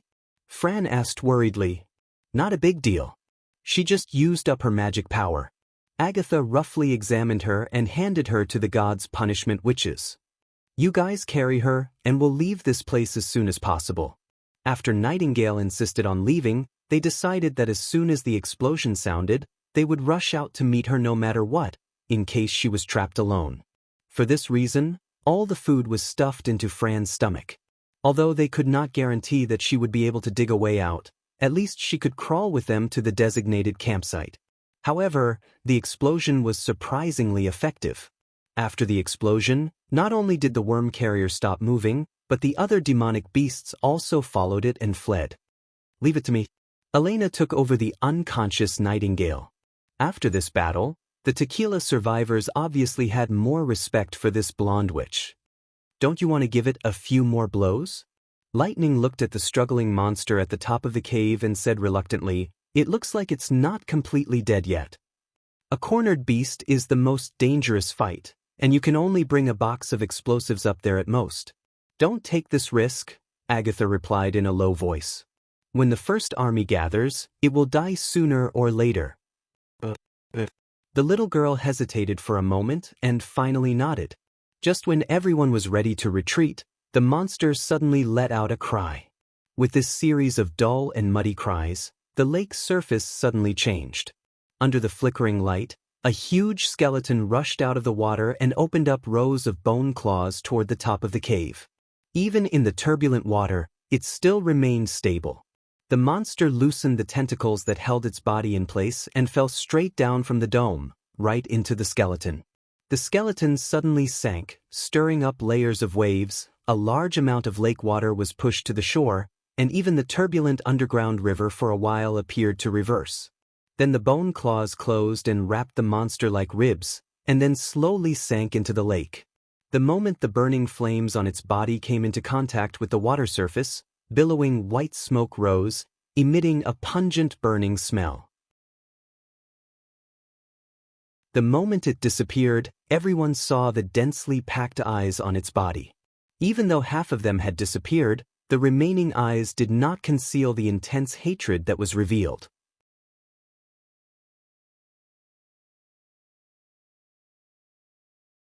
Chapter 8:16. The demonic beasts ran away. They all ran away. Cheers rang out in the camp. The demonic beasts that had gathered at the entrance of the passage dispersed like a tide, leaving only piles of corpses. The machine gunner released the trigger only to find that his thumb joints were numb from the shock, and the barrel that had not been replaced in time was faintly glowing dark red. According to the shooting regulations, it was obviously scrapped. They look scary, but they're not that good in a fight. They're not as scary as the church's God's punishment army. They're just a group of beasts after all. What nonsense are you talking about, beasts? You take a hunting bow and compete with them? 3 years ago, these beasts stirred up the entire western region. It was His Majesty who changed everything, understand? Yes, yes, Captain. If you have time to celebrate, change the barrel first. Really? Edith stood at the rear of the camp, looking at the busy but orderly soldiers of the First Army with a thoughtful look. Since she followed Roland's army to participate in Operation Tooth Extraction and the Church's resistance, she had been thinking about how to exert the maximum power of firearms if she was in command. There was no doubt that this was a brand new army, completely different from the Knight Regiment and the Mercenary Regiment. It was not easy to forget the glorious experience of leading a charge and relying on excellent weapons and individual bravery to achieve victory. However, when she realized that the Knight Regiment could not compete with the new army, she resolutely abandoned the part of experience that she was good at and turned to carefully observe His Majesty's every move. After today's actual combat verification, she found that her thinking was basically correct.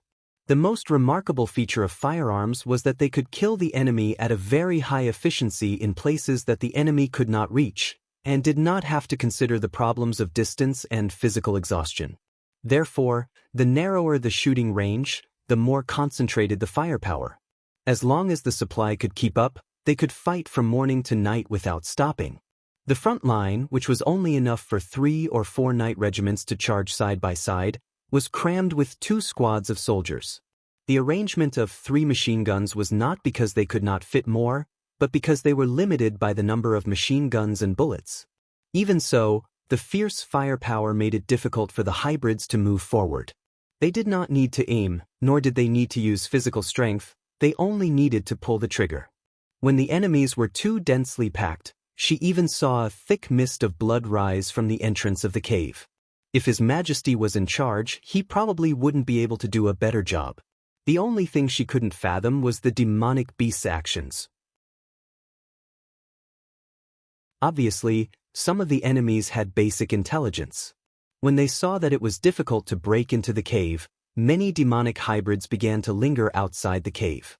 Occasionally, they would call out, but they did not move forward. It was as if they were encouraging other demonic beasts to die.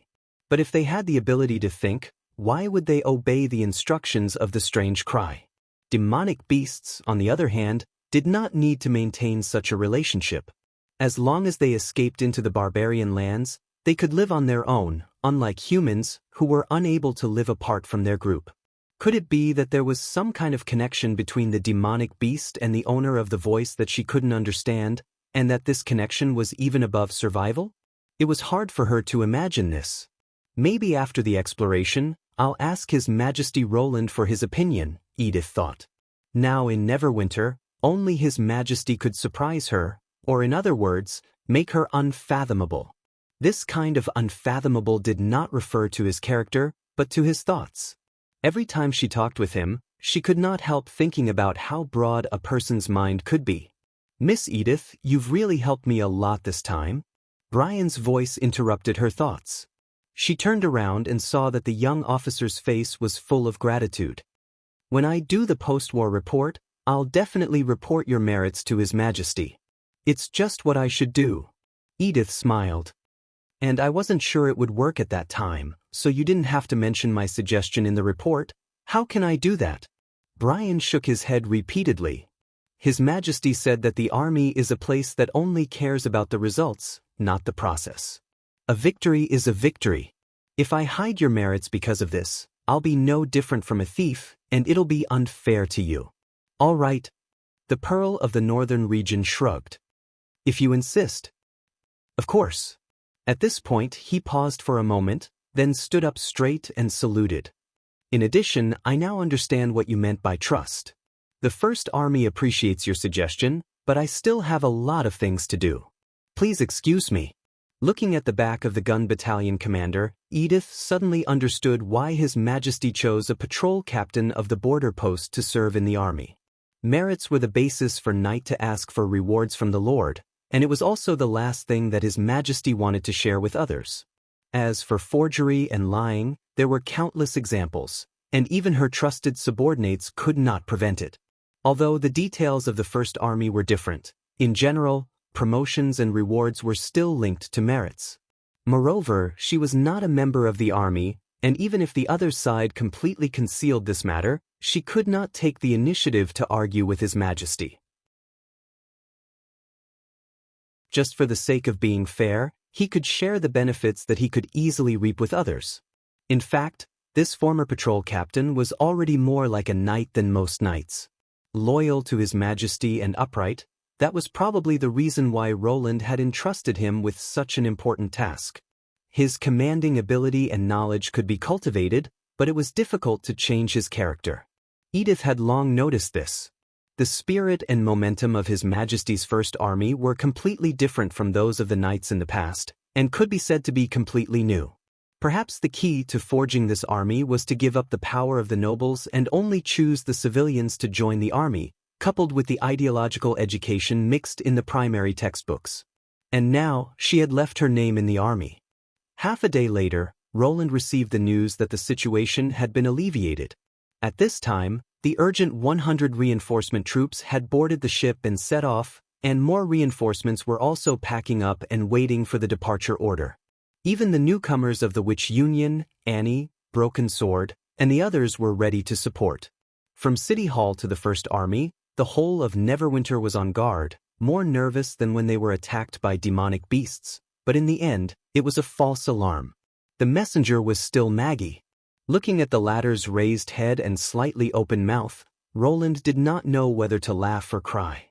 He took out some beef strips from the drawer and sprinkled them on the table, and the latter immediately pecked them happily.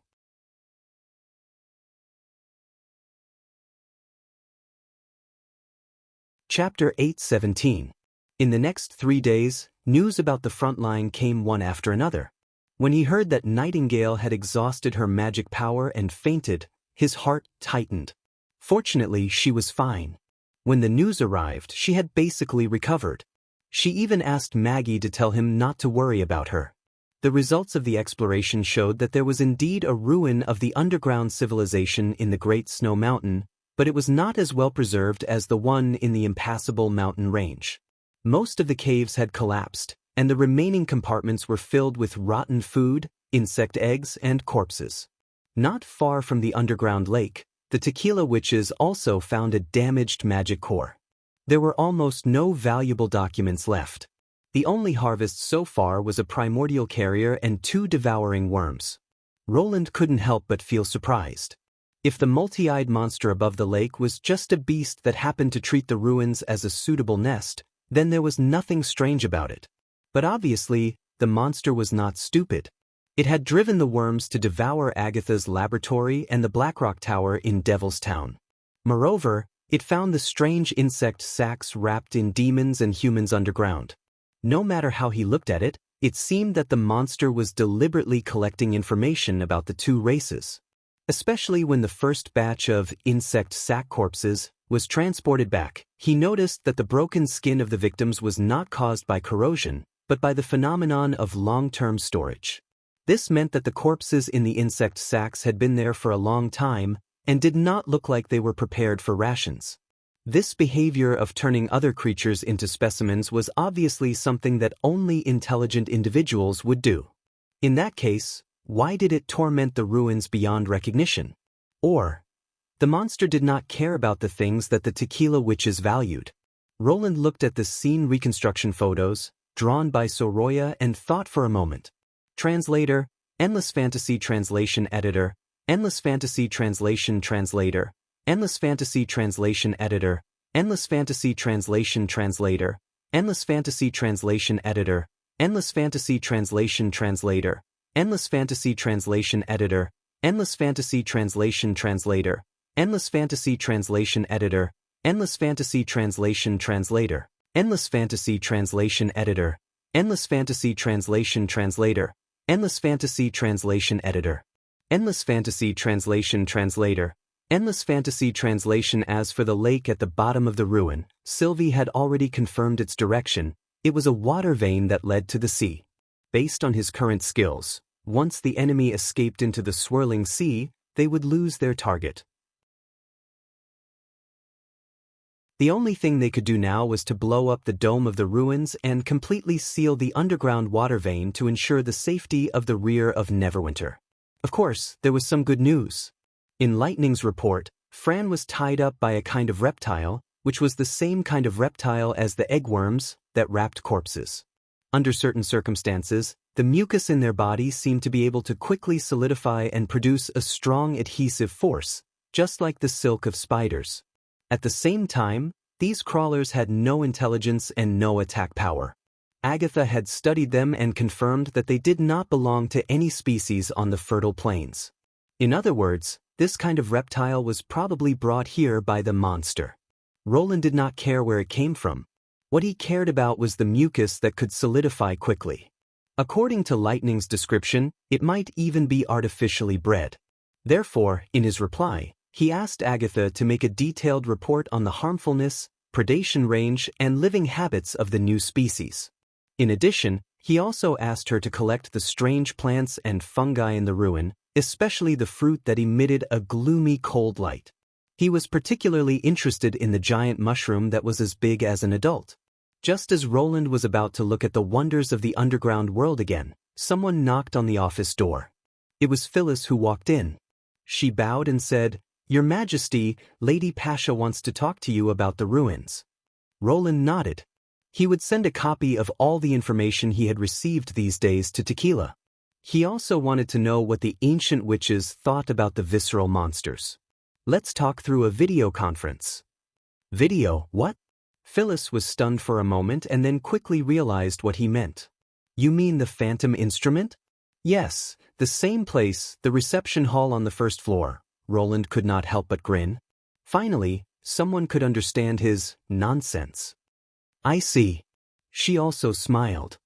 "I'll inform Pasha now." When he arrived at the hall, Farquhar and the rest who were waiting immediately stood up straight. They placed their hands on their chests and bowed respectfully to him. Their expressions were meticulous and they looked completely different from when they were in their true forms in the dream world. Since he took them to visit the dream world, these gods' punishment witches completely regarded him as a figure comparable to the three chiefs of the Union. Although they still used the term common people when talking about other subjects, they obviously did not include him. This could be clearly seen from their etiquette and attitude.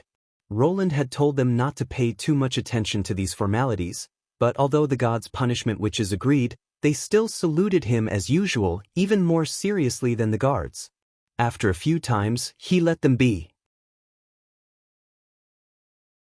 When he walked into the reception hall, Pasha was already waiting on the other side of the light screen. "First of all, I have to express my sincere gratitude to you." She bent her main tentacle and said, whether it was the exploration of the ruins these days, or allowing the gods' punishment witches to regain their lost feelings, your help means a lot to Tequila. In the face of the upcoming battle of divine will, this is also a kind of self-help. Roland responded with a smile. "By the way, have you thought about how to recover the carrier in the ruins? There are only two ways. Either directly move the carrier back, or transport the soul instrument there." She paused. "I prefer the latter. Once the magic core was turned off, It would be no different from a withered skeleton. It would not be difficult to transport it on a concrete boat, but it would be impossible. Even the unactivated sarcomas and worms were far beyond what ordinary people could accept. The basic education in Neverwinter was not enough for the people to accept these shells that were like monsters from hell. In principle, Roland also preferred the second method, but there was also a problem with transporting the instrument. So have you chosen the witches who are willing to accept the soul transfer? Unlike half a month ago, although the carrier had abandoned its human form and could not be restored, it could regain the long-lost sense of touch, taste, and smell. Therefore, most of the gods' punishment witches were willing, or even eager, to merge with the carrier. This was also the reason why Pasha and the others were so interested in the possible ruins in the Snow Mountain.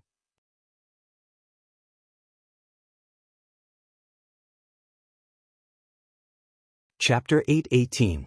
The gods' punishment witches could enter the dream world by interrupting their consciousness and thus obtain a complete body and senses, which was well known among the survivors of the Third Border City. Roland had heard from Phyllis more than once that every time she returned to the underground world, she would be surrounded and questioned by her companions who were stationed there. Most of the questions were about her experiences in the dream world, and her eagerness was evident in her words. Now that there was another way to restore their senses, would they still voluntarily fuse their souls with the carriers as they had done before? Of course, the latter was not without its advantages. At the very least, he could only experience the dream world when he was asleep, while the host's senses were always present. Moreover, if the host's body was not damaged, it could be said to be immortal. It was not easy to make a choice between the two options. However, they still had another option, which was to conceal the information about the dream world and carry out the conversion after transporting the instrument there. Even if they were unwilling to do so, they could not go back on their word. However, Roland didn't think that Pasha and the others would use such a deceptive method. After getting along with them for more than a month, he found that although these people had been isolated from the world for hundreds of years, they didn't become a pedantic organization. Not only did they have a proactive attitude towards new things, but they also did eliminate the social class between them. Obviously, the sacrifice of the 3 chiefs of the Union had greatly affected them, and the threat of the demons had forced them to keep moving forward. You don't have to worry about that. Pasha seemed to have read his mind. More carriers will help us defeat the demons. The original carriers can operate the magic core, and the devouring worms can speed up the construction of the defense line. As long as it is beneficial to the battle of divine will, they will not hesitate. In fact, the witches who participate in the conversion will go to the Great Snow Mountain with the instrument. Volunteers who are willing to pay any price. Roland pursed his lips. It seems that I have indeed worried too much. When the exploration is completed, I'll send a fleet to transport the conversion instrument. Thank you for your help, she said with a smile. Roland nodded and spread the pictures drawn by Soroya on the table. The previous intelligence was only written clues, but these pictures were sent to me today. They can be regarded as the real scene. What do you think of this monster? Please wait a moment. Pasha waved her tentacles and called Celine and Aletheia, who were repairing the instrument of divine retribution not far away, over. The 3 sarcomas gathered in front of the light screen and looked at the lifelike, continuous photos.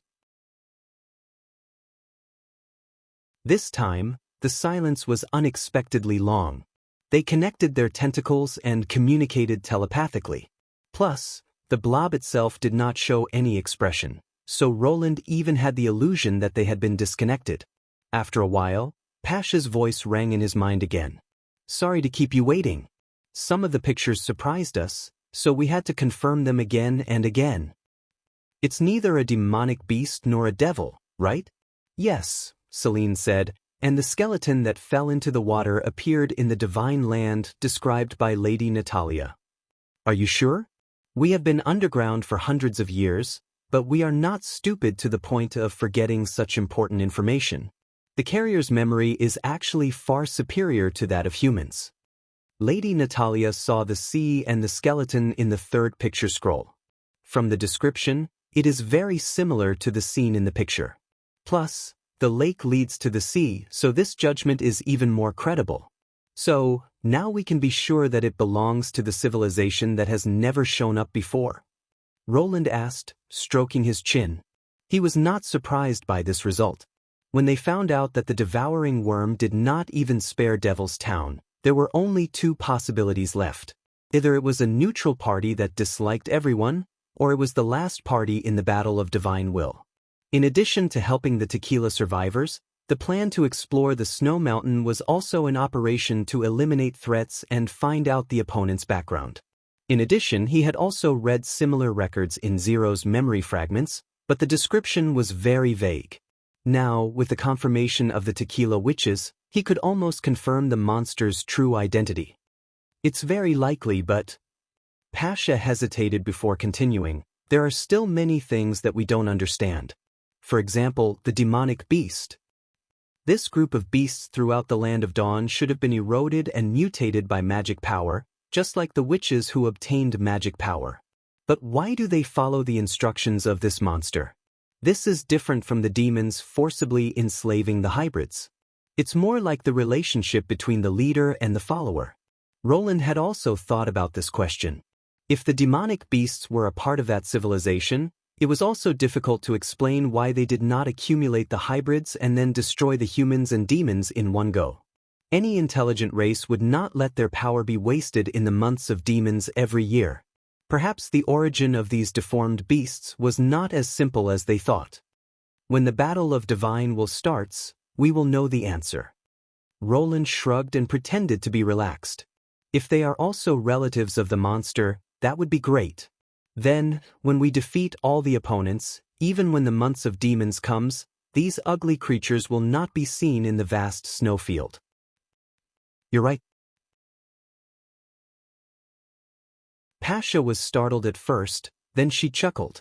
You see it clearly. Indeed, no matter how they were born, as long as they appear in the Battle of Divine Will, they are enemies that we must defeat.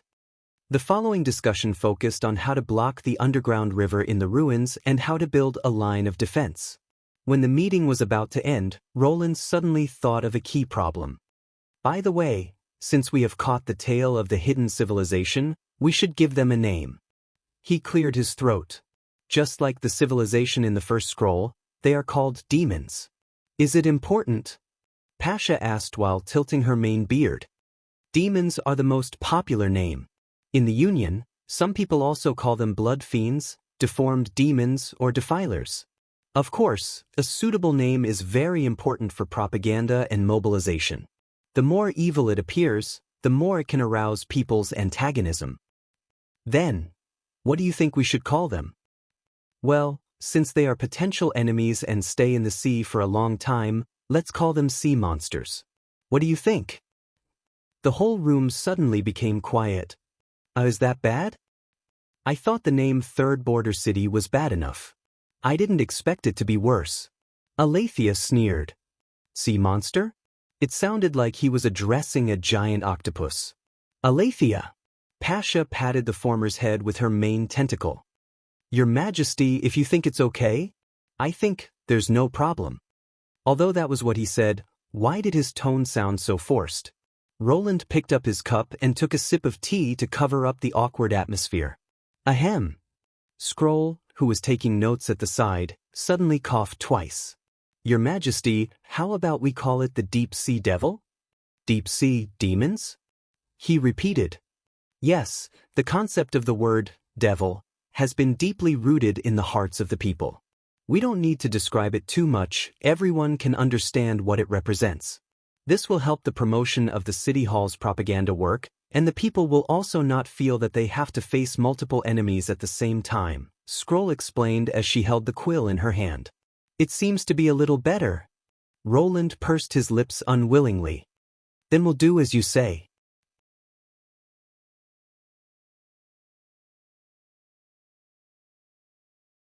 Chapter 8:19. When the first grove came into sight, Lorgar slowed down. It was the first time for her to set foot in the Northern Kingdom. She had heard many people talk about this fertile land. There were evergreen forests, endless streams, and green grass that could cover the whole plain. She could feel the moisture and softness of the grass when she put her hand into the ground. There were only fish and crabs in the river, so there was no need to worry about the lurking sandworms swallowing the legs of the people fetching water. In short, it was like the southernmost region, full of greenery and vitality. But she did not feel the same.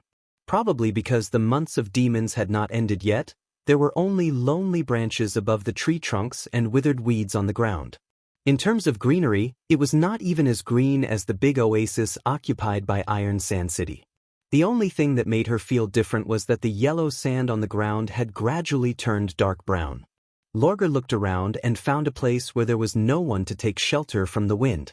She shrunk from the giant wolf to her normal size, put on her clothes, sniffed the remaining smell in the air, and continued to move in the direction of the caravan. She had been living like this for the past few days. After sunset, she would transform into her wolf form and run as she pleased, as long as the direction was roughly north. Sandworms and armored scorpions were her food choices. Sometimes, she would even attract a group of desert wolves to follow her. During the day, she would travel along the Silver Stream trade route and replenish her water bag when she met traveling merchants. Of course, there were also accidents during the journey. As the third princess of the Wild Flame clan, Lorgar had always been generous, so the bag of golden dragon in her bag naturally attracted people's attention. In addition, the ears on her head were very sensitive, so she always knew the malicious plans of the merchants in advance.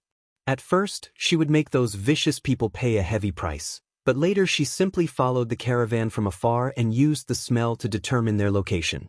After half a day, Lorgar finally heard the sound of waves. This port town of the Northern Kingdom did not have a thick city wall, so she could see everything clearly from the high slope. Many tents were set up along the river, and the side near the sea was bustling with noise. Many people were busy repairing the square buildings, and it looked very lively. What surprised her was that only a small portion of them were from the Sand Nation. Most of them were from the north. After entering the port of Clearwater, she quickly found the camp where the First Army was stationed. After reporting her identity to the guard, Lorgar didn't have to wait long before she saw the black-haired woman who made her heart race. Ashes. Before he could think of what to say, the other party had already spoken. "I knew you would come." Her tone was calm, and there was no sense of unfamiliarity in her golden eyes. It was as if the two of them had just parted yesterday. Lorgar's ears twitched involuntarily. "Why?" "Because you're very similar to me in the past." Ashes raised the corner of her mouth slightly. "You have a goal in your heart that you want to pursue. Is it a battle?" Her eyes lit up. "No, it's revenge." The extraordinary shook her head, turned around and said, "Come with me, Echo will be very happy to see you." Revenge? Lorgar was stunned for a moment before she realized that what she meant by similar was that both of them had goals, but their goals were different. She followed the other's footsteps and asked, "Revenge against who?" "The Church of Hermes," Ashes shrugged. "At first, it was just to vent my hatred, but after a long time, it became a habit. Until I met Her Highness Tilly, I realized that there were more important things in the world than killing them all." Her Highness Tilly.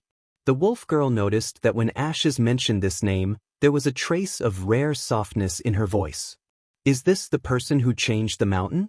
She knew that people like Ashes, once they set their goals, it was very difficult to be influenced by the outside world. The person who could have such an impact on her must be an extraordinary person. She made a mental note of this name. When passing by a building under construction, Lorgar asked Ashes another question in her heart. "I heard that since the Queen of Clearwater left, the port of Clearwater was burned to ruins. These people shouldn't be the local refugees, right? Why do they seem to be more than the Sand Nation who migrated here?" "Of course not, they're all from Neverwinter." "Neverwinter? You mean the territory of Roland Wimbledon, the king of Grey Castle?" Lorgar said incredulously. "He sent his own people to build houses for the Majins?" "No, these people volunteered, because the salary for the construction work here is 5 to 10 silver royals more. According to the workers, as soon as the Ministry of Construction released the news, the people who signed up filled the city hall." Ministry of Construction? City hall? The wolf girl shook her tail blankly and asked, "Then, what about the Sand Nation?"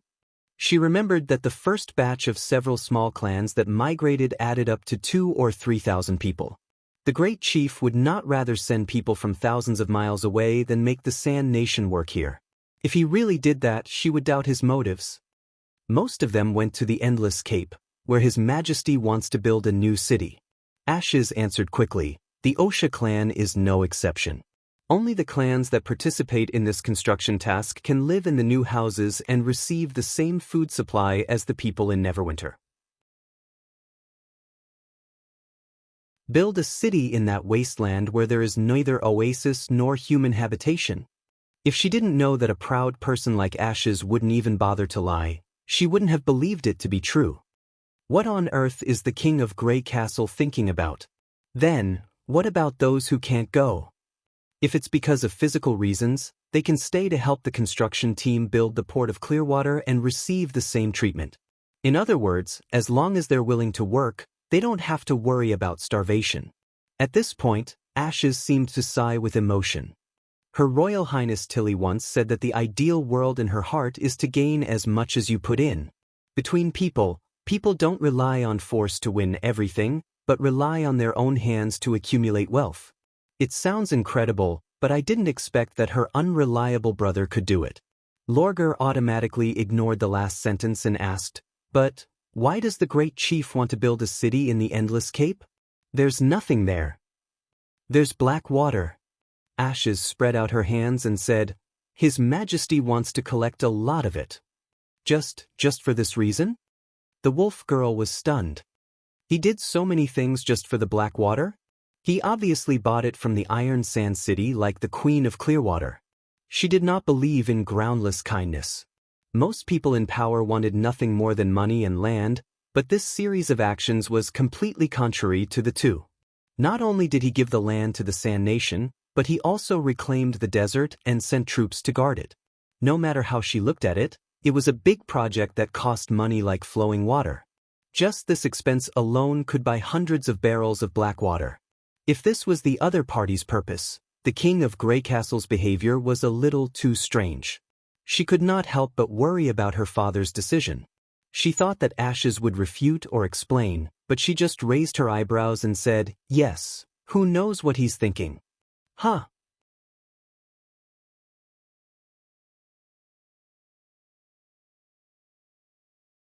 Chapter 8:20. Just as Ashes had said, Drow Silvermoon was very happy to see her. Drow hugged her so warmly that Lorgar did not know where to put her hand. Logically speaking, a hug was the chief's way of greeting the chief. Although Silvermoon was 1 or 2 years younger than her, she should greet the chief of the clan by hugging her chest. In the following conversation, Silvermoon did not put on an air of superiority, especially when Lorgar said that she planned to go to Neverwinter with them. Silvermoon treated her like a sister and even asked Lorgar to call her Echo. Silvermoon also told Lorgar about the witch's life in Neverwinter with great enthusiasm. However, Lorgar did not take it seriously. After all, what Echo said was a little exaggerated. Even if Grey Castle was rich in resources, it could not feed everyone. If that was the case, there would be endless food and witches to cure diseases and diseases. Wouldn't it be like the kingdom of God in heaven? Although she had never been out of the desert, she had heard many stories about the Northern Kingdom. Just like the Iron Sand City, only a small number of people in high positions could live a luxurious life there, and Echo should be one of them. She did not think that she could win the favor of the chief like the Osha princess. The divine lady who no longer inherited the Wildflame clan was obviously not as valuable as Echo. But Lorgar did not care about this. As long as there were stronger enemies there, she would continue to fight. However, when it came to the Wildflame clan's plan to move to the port of Clearwater, everyone's reaction was not as surprised as Lorgar had expected. Especially the loyal dog of Osha, Iron Axe, who was standing aside, frowned slightly. Only Echo showed a happy smile. Really? That's great. In this way, it won't be long before the port of Clearwater returns to its former prosperity, and His Majesty's goal can be achieved sooner. Ahem. Lady Echo, Iron Axe winked at her. This is only their plan. It may not come true. That's true. I was too impatient. Queen smiled, slightly embarrassed. Lorgar immediately understood the problem. As the former leader of the clans, the Wild Flame clan, together with its vassals, had a total of more than 5,000 people, which was more than the total number of Sand Nation who had arrived at the port of Clearwater. Compared to ruling a large and prestigious clan, it was obviously easier to control those small clans that were full of competition and rivalry with each other. They probably did not expect that the clans living in Iron Sand City would make up their minds so quickly. Logically speaking, the 6 clans who did not have to worry about the oasis drying up would not easily leave their own territories, and would never even seek refuge with the Great Chief. However, she did not continue to discuss this matter. While Wild Flame could bring them more influence, it would naturally change the balance of power in this area. If the Osha clan, or the King of Grey Castle didn't have the ability to control it, it wouldn't be a bad thing to let his father take over. After all, she was still the 3rd princess of the Wild Flame clan. In the next few days, Lorgar would wander along the Clearwater Bay when she had nothing to do. Now that she had met Ashes, she was not in a hurry to go to Neverwinter. Taking advantage of this time, she intended to carefully inspect the evergreen land where Wild Flame would settle down in the future. Lorgar soon found that the speed at which the people of Grey Castle built their houses was somewhat beyond her imagination. By the river bend, they built a row of hemispherical kilns, using a mixture of river sand and soil, and could fire batches of bricks every day. The fuel was not wood cut on the spot, but grayish-black stones transported from the northwest. They only needed to fill the furnace once, and it could burn for a whole day, which was even better than charcoal. This was also the work that the people of Sand Nation participated in the most, and most of them were women and the elderly.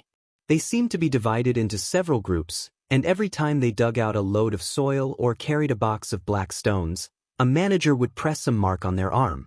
According to the results of her observation, the amount of food distributed every day was decided by these marks.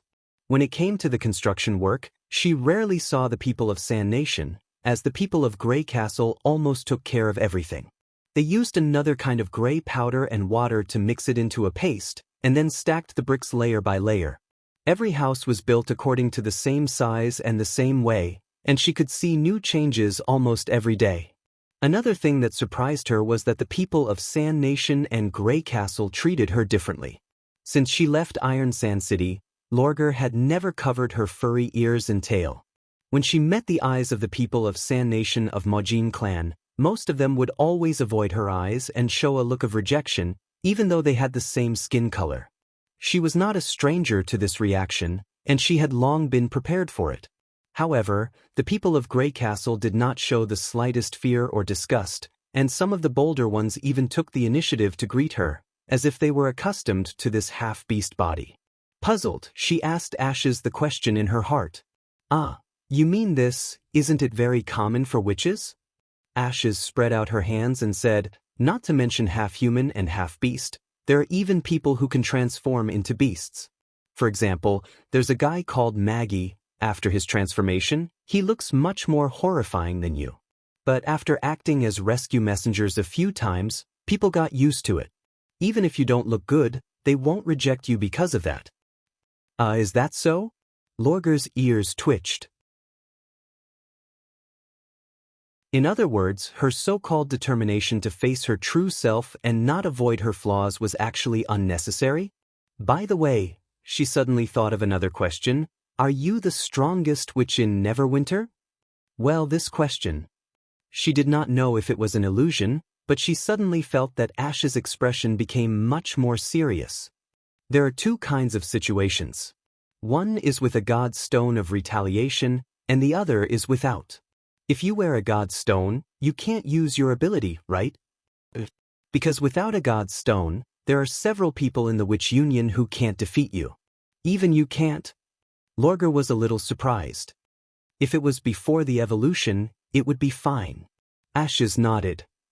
After the evolution, their abilities can no longer be explained by common sense, nor can they be matched by speed and strength.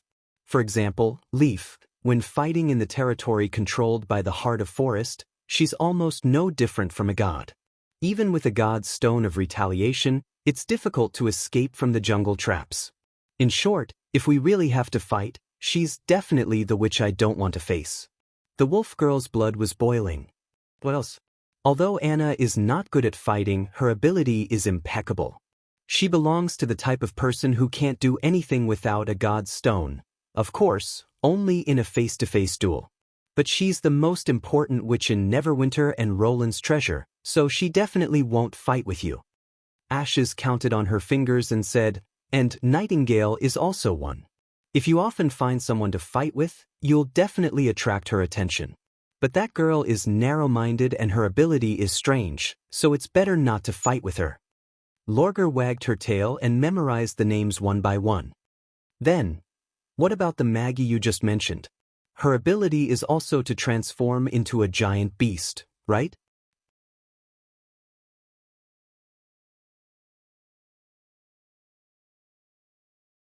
Chapter 821.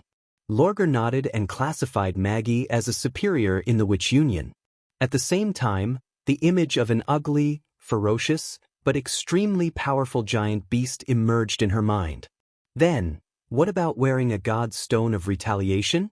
She knew that once her opponent used a god's stone, her ability would be greatly restricted and it would be difficult for her to fully transform.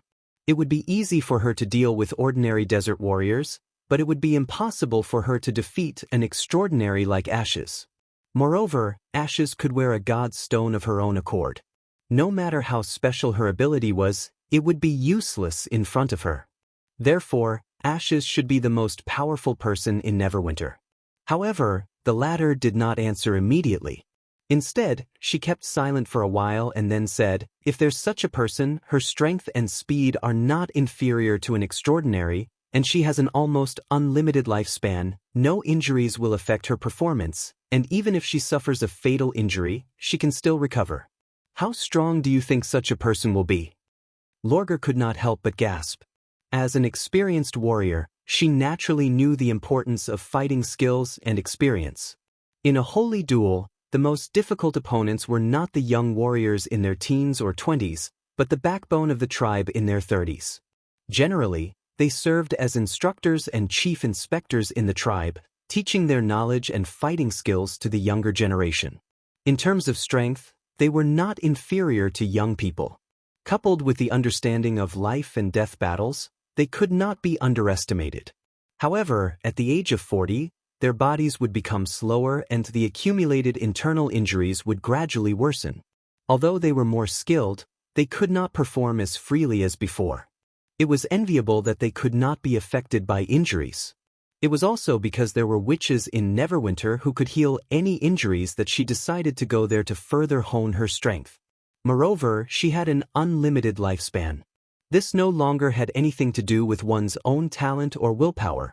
If there really was someone like what Ashes had said, as long as she could drag things out long enough, she would sooner or later become the most outstanding warrior. Just thinking about this kind of opponent was frightening. No, it was exciting. There's such a person in Neverwinter? Lorgar could not wait to ask. A witch called Phyllis, Ashes replied. I haven't officially fought with her, but... Just what? Once, when I was practicing swordsmanship in the castle garden, she happened to pass by and gave me 2 suggestions. After I practiced according to her suggestions, I found that my moves were indeed smoother. Unfortunately, I boarded the ship and left Neverwinter not long after, so I didn't have time to ask her more. Just a glance from the side. Lorgar wagged her tail even faster. No matter how experienced the instructor was, he or she had to fight in order to accurately point out the weaknesses of the apprentices. This was also the reason why the big clans would build a special training field. The smaller the gap between the opponent's level, the more difficult it would be to give pointers.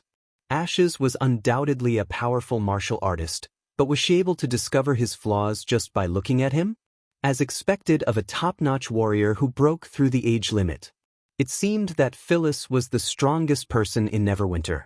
After all, when it came to a real battlefield, no one could count on the opponent not wearing a god's stone of retaliation. And Ashes, who was also not affected by the god's stone, ranked second.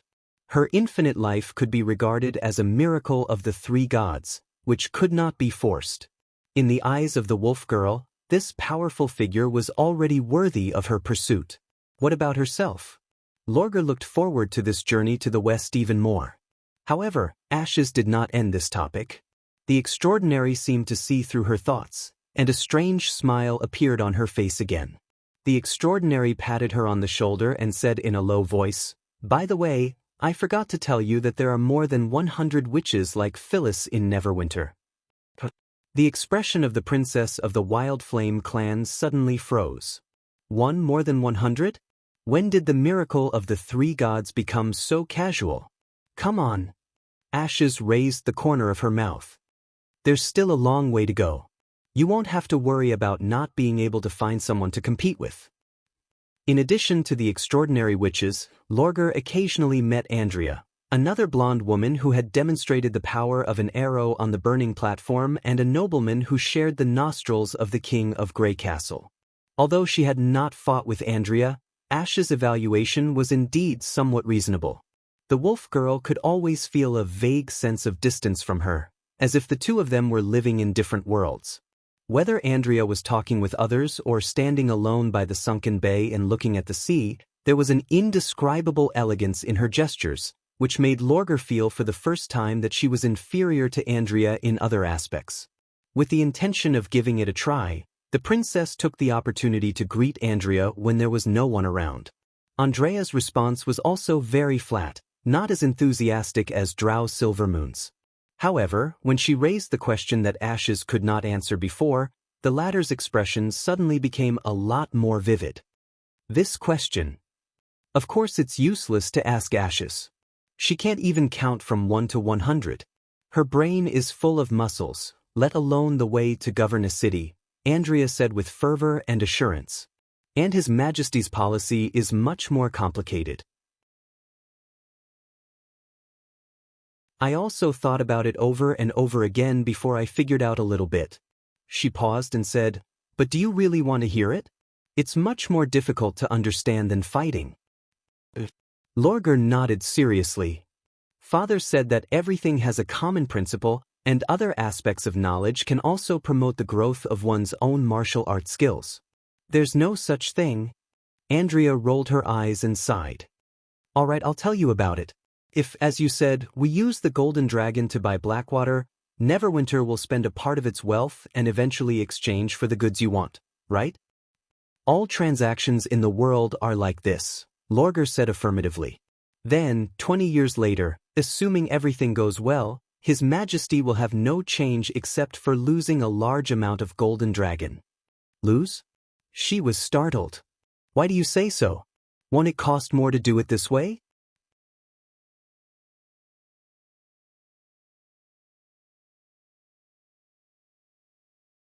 Chapter 8:22. Lorgar stared at the circle on the ground for a while and said, "But if you want to make it circulate, you need to keep investing money. In short, a large part of it is not in the hands of the Great Chief. That's the key, and it took me a long time to understand. This is also the biggest difference between him and the other nobles." Andrea drew another big circle to include all the smaller circles. From the beginning, he regarded the entire kingdom of Grey Castle as his own territory. Therefore, no matter which city this flowing wealth was distributed to, it would belong to him. But he's the king. Is it wrong to think this way? When the Wild Flame clan was still the head of the clans, could your orders affect the tribes in the Silverstream Oasis? Andrea asked. Even in Iron Sand City, the Wild Flame clan didn't have the final say. For the Four Kingdoms, the situation is similar. The Enfeft nobles are equivalent to the tribal leaders. They don't allow outsiders to intervene in the affairs of their territory, nor will they regard other people's fiefs as their own homes. Lorgar was silent for a while and said, "This isn't something that can be decided by different opinions." That's right. You're much smarter than Ashes. Try to spend less time with her in the future. It will affect your ability to think. Andrea patted her on the shoulder and said, "This requires both strength and policy.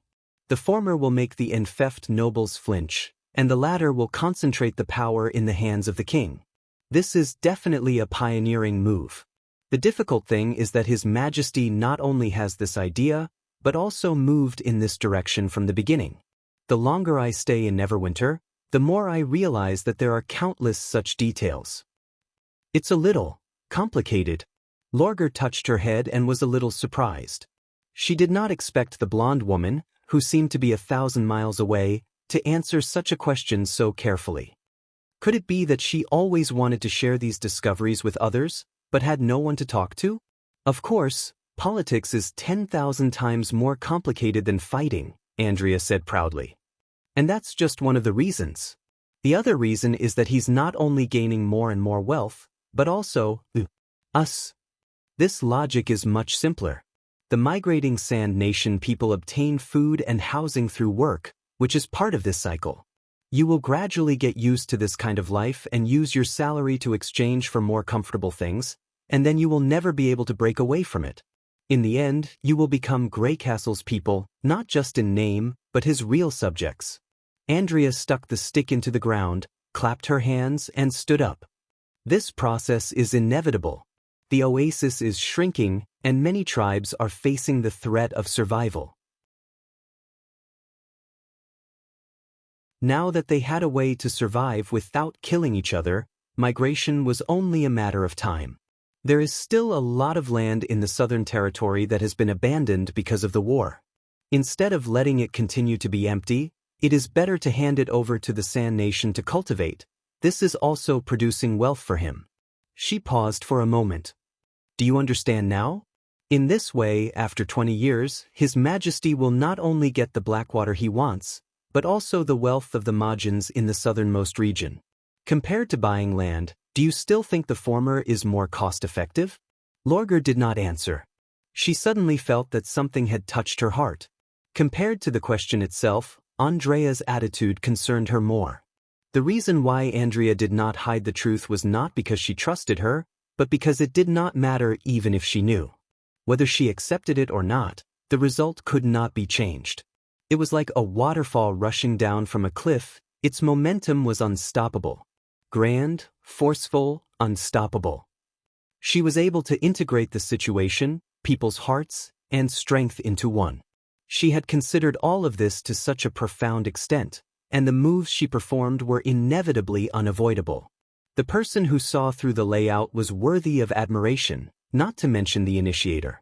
If the great chief had been born in the Iron Sand City, he must have been an outstanding warrior. Perhaps this was the direction she should be working towards. Thank you for your guidance. I feel that my martial arts have taken a step forward. Lorgar clenched her fists and said, as long as you can understand. What? Wait, did you say martial arts? Yes, I'm going to practice now. Please excuse me, she said and ran to the hillside behind her. There was an open gravel field, which was suitable for practicing martial arts. She's really the same as Ashes, an idiot. After running for 100 steps, the wolf girl heard Andrea muttering to herself, but the word, idiot, was not as cold as it had been at the beginning. A week later, Lorgar received news from Echo that the Wildflame clan had officially decided to move to the Southern Territory. After negotiation, her father agreed to move in 3 phases to reduce the burden on Greycastle.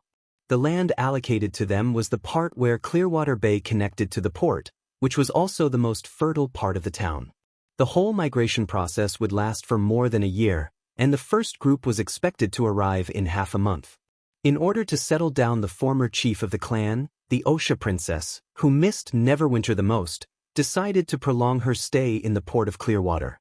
This application was approved by the great chief, but Ashes, Andrea, and Hummingbird would still set off on time and return to the western region on the Roland. As for whether Lorgar should follow the witches or stay here and wait for the clans, Echo gave the choice to her. The wolf girl did not hesitate for too long and chose to set off with Ashes. She believed that even if she was not here, her father and brother would be able to handle the affairs of the clans well. The Southern Territory was no longer a place where they needed to rely on force and duelists to survive. If the small clans could fill their stomachs, then the Wildflame clan would be even more so. Moreover, she had already given up the position of chief. If they met again in the short term, it would be easy for them to become estranged. Since she had to leave sooner or later, It was better to leave early. In addition, the news about Neverwinter and the Witch Union from Ashes and Andrea made her look forward to the western region. Whether it was the famous combat witches on the list of combat power, the powerful enemies hidden in the blood mist in the wilderness, or even the great chief who was physically weak, according to Ashes, but had unique martial arts, they were all reasons for her to set off early. The next day, Echo sent them to board the steel ship with a smile. Standing on the deck, Lorger suddenly felt that the seemingly wide and thick stone ship was nothing. This ship, which was made of metal, was docked beside the river. The material of the hull alone was probably more than the sum of the weapons and armors used by the Majin clan. With mixed feelings, she held the railing with both hands, lowered her fluffy ears, and nodded to Echo to say goodbye. You're tuning in to the Passion Pages YouTube channel. We're so grateful for your support, and don't forget to subscribe to join us on this incredible journey through captivating stories. Your generosity through donations truly makes a world of difference, as it's the primary source of revenue that allows me to expand and enhance this channel for you. Thank you from the bottom of my heart for being a part of this adventure.